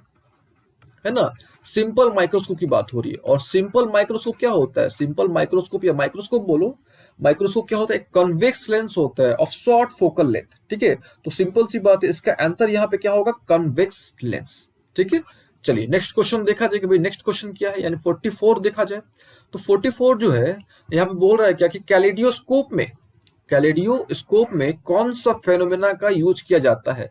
तो आपने देखा होगा, नीचे क्लासेस में किया भी होगा, पढ़ा भी होगा, ये भाई कैलेडोस्कोप जो होता है ये रिफ्लेक्शन पर काम करता है ना। जो कैलेडोस्कोप होता है ये रिफ्लेक्शन पर काम करता है, और सही मायने में देखो तो ये मल्टीपल रिफ्लेक्शन पर क्या करता है, काम करता है, ठीक है। नेक्स्ट क्वेश्चन देखा जाए, यानी 45 देख लिया जाए। तो 45 क्या बोल रहा है कि the distant object can be seen, यानी जो दूर की जो ऑब्जेक्ट्स हैं उनको हम लोग किस तरीके से देख सकते हैं, तो उनको हम लोग टेलीस्कोप के थ्रू देख सकते हैं। तो टेलीस्कोप क्या होता है, एक ऐसा डिवाइस होता है जिसके थ्रू हम लोग क्या कर सकते हैं, दूर के ऑब्जेक्ट को देख सकते हैं। और एक बात और याद रखिएगा, टेलीस्कोप दो तरह के होते हैं, एक होता है टेरेस्ट्रियल टेलीस्कोप, ठीक है, दूसरा होता है आपका एस्ट्रोनॉमिकल टेलीस्कोप, ठीक है। तो अगर आप धरती पर ही अगर दूर की चीजों को देखना है तो आप टेरेस्ट्रियल टेलीस्कोप बोलोगे। अगर आपको आसमान की चीजें यानी स्पेस में अगर आपको कोई चीज देखना है तो आप बोलोगे एस्ट्रोनॉमिकल टेलीस्कोप, ठीक है। तो यहाँ पे क्वेश्चन पूछा जा सकता था कि भाई यहाँ पे आप धरती पर बताओ या आकाश में बताओ, ठीक है। चलिए नेक्स्ट क्वेश्चन देखा जाए, यानी 46 देखा जाए। 46 क्या बोल रहा है, 46 बोल रहा है क्या, द लेंस ऑफ आई, यानी आई लेंस की बात हो रही है, कहां पर होता है, ठीक है। तो हमने आपको बता रखा है कि भाई ये हो गया कॉर्निया, और ये हो गया आपका लेंस, और यहाँ पे क्या होता है आपका, यह होता है आपका आइरिस, ठीक है। ये क्या होता है आइरिस, और यहाँ होता है बीच में पुपिल होता है। तो यहाँ पे भाई वाइट्रस ट्यूमर तो होगा नहीं, रेटिना तो होगा नहीं, ऑप्टिक नर्व तो होगा नहीं, तो बचा क्या, पुपिल। तो आंसर क्या हो जाएगा हमारा, पुपिल, यानी ठीक पुपिल के पीछे, ये पुपिल हो गया, इसके ठीक पीछे क्या होता है हमारा आई लेंस होता है, ठीक है। नेक्स्ट देखा जाए, यानी 47 देख लिया जाए। 47 क्या बोल रहा है, ठीक है। तो 47 नंबर क्वेश्चन बोल रहा है क्या कि which of the following wave can not be polarised, और हमने आपको बता रखा है कि भाई पोलराइज्ड क्या होता है, रिस्ट्रिक्ट करना, रिस्ट्रिक्शन, ठीक है। तो आपको याद रखना है कि जो अल्ट्रासोनिक वेव होते हैं, ठीक है, जो अल्ट्रासोनिक वेव होते हैं, जैसे कौन कौन सा, अच्छा अल्ट्रासोनिक वेव में आप सिंपल समझ लो इस तरीके से कि भाई अल्ट्रासोनिक वेव को हम लोग पोलराइज नहीं कर सकते हैं, ये सिंपल सा आप स्टेटमेंट याद रख लो। और इसको डिटेल में हम लोग जब वेव के बारे में डिस्कस करेंगे ना, तो हम लोग उसके बारे में डिटेल में बात करेंगे, ठीक है। ऐसा आप सिंपल याद रख लो कि जितने भी ट्रांसवर्स वेव होते हैं, ठीक है, ओनली ट्रांसवर्स वेव। अब ट्रांसवर्स वेव यानी कौन कौन सा, वो भी हम आपको बता देते हैं। ओनली ट्रांसवर्स वेव, ठीक है, कैन बी पोलराइज्ड, ये बस सिंपल सा आप याद रख लो। Only transverse wave can be polarised, केवल ट्रांसवर्स वेव को ही पोलराइज कर सकते हैं। जैसे कौन कौन सा, जैसे रेडियो वेव हुआ, ये आपका ट्रांसवर्स वेव है, ठीक है। अल्ट्रावायलेट है, ये भी ट्रांसवर्स है। इंफ्रा है, ये भी ट्रांसवर्स है। यानी इन तीनों को हम लोग पोलराइज कर सकते हैं। तो बचा क्या, जो नहीं ये वाला यानी अल्ट्रासोनिक बचा, ठीक है। अल्ट्रासोनिक को हम लोग क्या कर सकते हैं, पोलराइज नहीं कर सकते, कि ये वेव ही नहीं है। अगर आप सही तरीके से देखो तो अल्ट्रासोनिक साउंड होता है, ठीक है, अल्ट्रासोनिक साउंड होता है, और साउंड जो होता है ना वो मैकेनिकल वेव होता है, ठीक है। और पोलराइजेशन किसका हो सकता है, वो नॉन मैकेनिकल वेव का पोलराइजेशन हो सकता है, ठीक है। और यहाँ पे क्लियर कट ये क्या है आपका मैकेनिकल वेव है, that is why ultrasonic wave जो है ना इसको हम लोग पोलराइज नहीं कर सकते, सिंपल इसका आंसर है, ठीक है। चलिए नेक्स्ट देखा जाए, यानी 48 देख लिया जाए। 48 क्या है, person who is colour blind can not, नहीं सबसे पहले यहाँ पे समझना पड़ेगा कलर ब्लाइंडनेस क्या होता है, ठीक है। देखिए कलर ब्लाइंडनेस क्या होता है, एक ऐसा रोग होता है, एक ऐसा डिजीज होता है, ठीक है, जिसके चलते जो इंसान होते हैं वो कलर्स में फर्क नहीं कर पाते हैं, जो रंग होता है कलर्स में डिस्टिंग्विश नहीं कर पाते हैं, ठीक है। उसको हम लोग क्या बोलते हैं, वो जो डिफेक्ट होता है उस डिफेक्ट को बोलते हैं कलर ब्लाइंडनेस, ठीक है। अच्छा क्यों होता है, तो आपको पता होगा कि ये जो रेटिना होता है हमारा, है ना, ये जो जहाँ पे इमेज बनता है उसको क्या बोलते हैं, रेटिना बोलते हैं।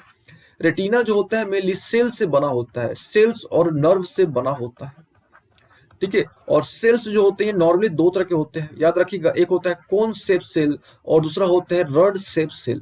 तो कोन शेप सेल की कमी के कारण, कोन शेप सेल की कमी के कारण जो होता है आपका कलर ब्लाइंडनेस होता है, और ये जेनेटिक होता है, आप बोल सकते हो कि ये जो है आपका एक जेनेटिक डिफेक्ट होता है, ठीक है। तो यहाँ पे क्या होगा आपका आंसर, तो यहाँ पे आप टिक कर दोगे रेड और ग्रीन का, ठीक है। यहाँ पे आप टिक करोगे किसको, रेड और ग्रीन को टिक करोगे, ठीक है, क्योंकि मोस्टली जो होता है जो जिसको कलर ब्लाइंडनेस होता है वो रेड और ग्रीन में अंतर स्पष्ट नहीं कर पाता है, ठीक है। चलिए नेक्स्ट क्वेश्चन देखा जाए, यानी नेक्स्ट क्वेश्चन है आपका 49। 49 क्या है, बोल रहा है क्या कि when we see an object, ठीक है, अगर हम लोग किसी भी ऑब्जेक्ट को देखते हैं, the image formed on the retina, यानी रेटिना पर किस तरह का इमेज बनता है। तो ये तो हमने आपको पहले ही बता रखा है कि रेटिना पर आपका रियल इन्वर्टेड इमेज बनता है। क्यों बनता है? क्योंकि भाई आंख में हमारे कौन सा लेंस होता है? कन्वेक्स लेंस होता है, और कन्वेक्स लेंस यूजुअली कौन सा इमेज बनाता है? रियल और इन्वर्टेड इमेज बनाता है। ठीक है, चलिए नेक्स्ट देखा जाए 50 नंबर। 50 नंबर क्वेश्चन क्या बोल रहा है कि which one of the following process is responsible for the glittering of air bubbles rising through water. यानी पानी से जो बबल्स है ना, पानी से जो बबल्स निकल रहे हैं वो ग्लिटर करते हैं, यानी वो चमकते हैं, तो ऐसा क्यों होता है? ठीक है, देखिए हमने आपको बताया था एक क्वेश्चन कि एक क्वेश्चन या आपको एक कॉन्सेप्ट के बारे में हमने आपको समझाया था, इफरवेसेंस के बारे में आपको बताया था कि भाई अगर लिक्विड सरफेस से, है ना, अगर लिक्विड सरफेस से गैस स्केप हो रहा है, लिक्विड सरफेस से अगर गैस स्केप होता है तो बबल्स बनता है, और उस प्रोसेस को हम लोग क्या बोलते हैं? इफरवेसेंस, हमने आपको बताया था। ठीक है, लेकिन यहाँ पे क्वेश्चन क्या है कि भाई ठीक है बबल्स बन रहे हैं लेकिन वो ग्लिटर कर रहे हैं, तो ग्लिटर क्यों करते हैं? तो इसका एक सिंपल सा आंसर है, because of total internal reflection. याद रखिएगा, टोटल इंटरनल रिफ्लेक्शन के चलते ऐसा हो रहा है। ठीक है, क्यों? क्योंकि वहां पे जो लाइट है आपका वो डेंसर मीडियम से रेयर मीडियम में जा रहा है, एंड जो एंगल ऑफ इंसिडेंस है वह आपका वो ग्रेटर देन क्रिटिकल एंगल हो रहा है। ठीक है, अच्छा, टोटल इंटरनल रिफ्लेक्शन के चलते और बहुत सारे फेनोमेना होते हैं। ठीक है, टोटल इंटरनल रिफ्लेक्शन के चलते ही आपका डायमंड जो है वो उतना साइन करता है, यानी ब्रिलियंस ऑफ डायमंड। ठीक है, ब्रिलियंस ऑफ क्या चीज? डायमंड। ठीक है, बहुत सारे वैसे फेनोमेना होते हैं जो टोटल इंटरनल रिफ्लेक्शन पर क्या होते हैं? बेस्ड होते हैं। ठीक है, तो देखिए आज हमने क्या करा, टोटल 50 क्वेश्चंस किए हमने लाइट पर बेस्ड, हमने टोटल 50 क्वेश्चंस आज हमने कवर करे। ठीक है, उम्मीद है आपको समझ आया होगा, हर एक क्वेश्चन समझ आया होगा, और जितने क्वेश्चन से रिलेटेड जितने भी कॉन्सेप्ट्स थे हमने कोशिश किया है कि आपको हर एक कॉन्सेप्ट को समझाएं। अगले क्लास में हम लोग और 50 क्वेश्चंस के बारे में डिस्कस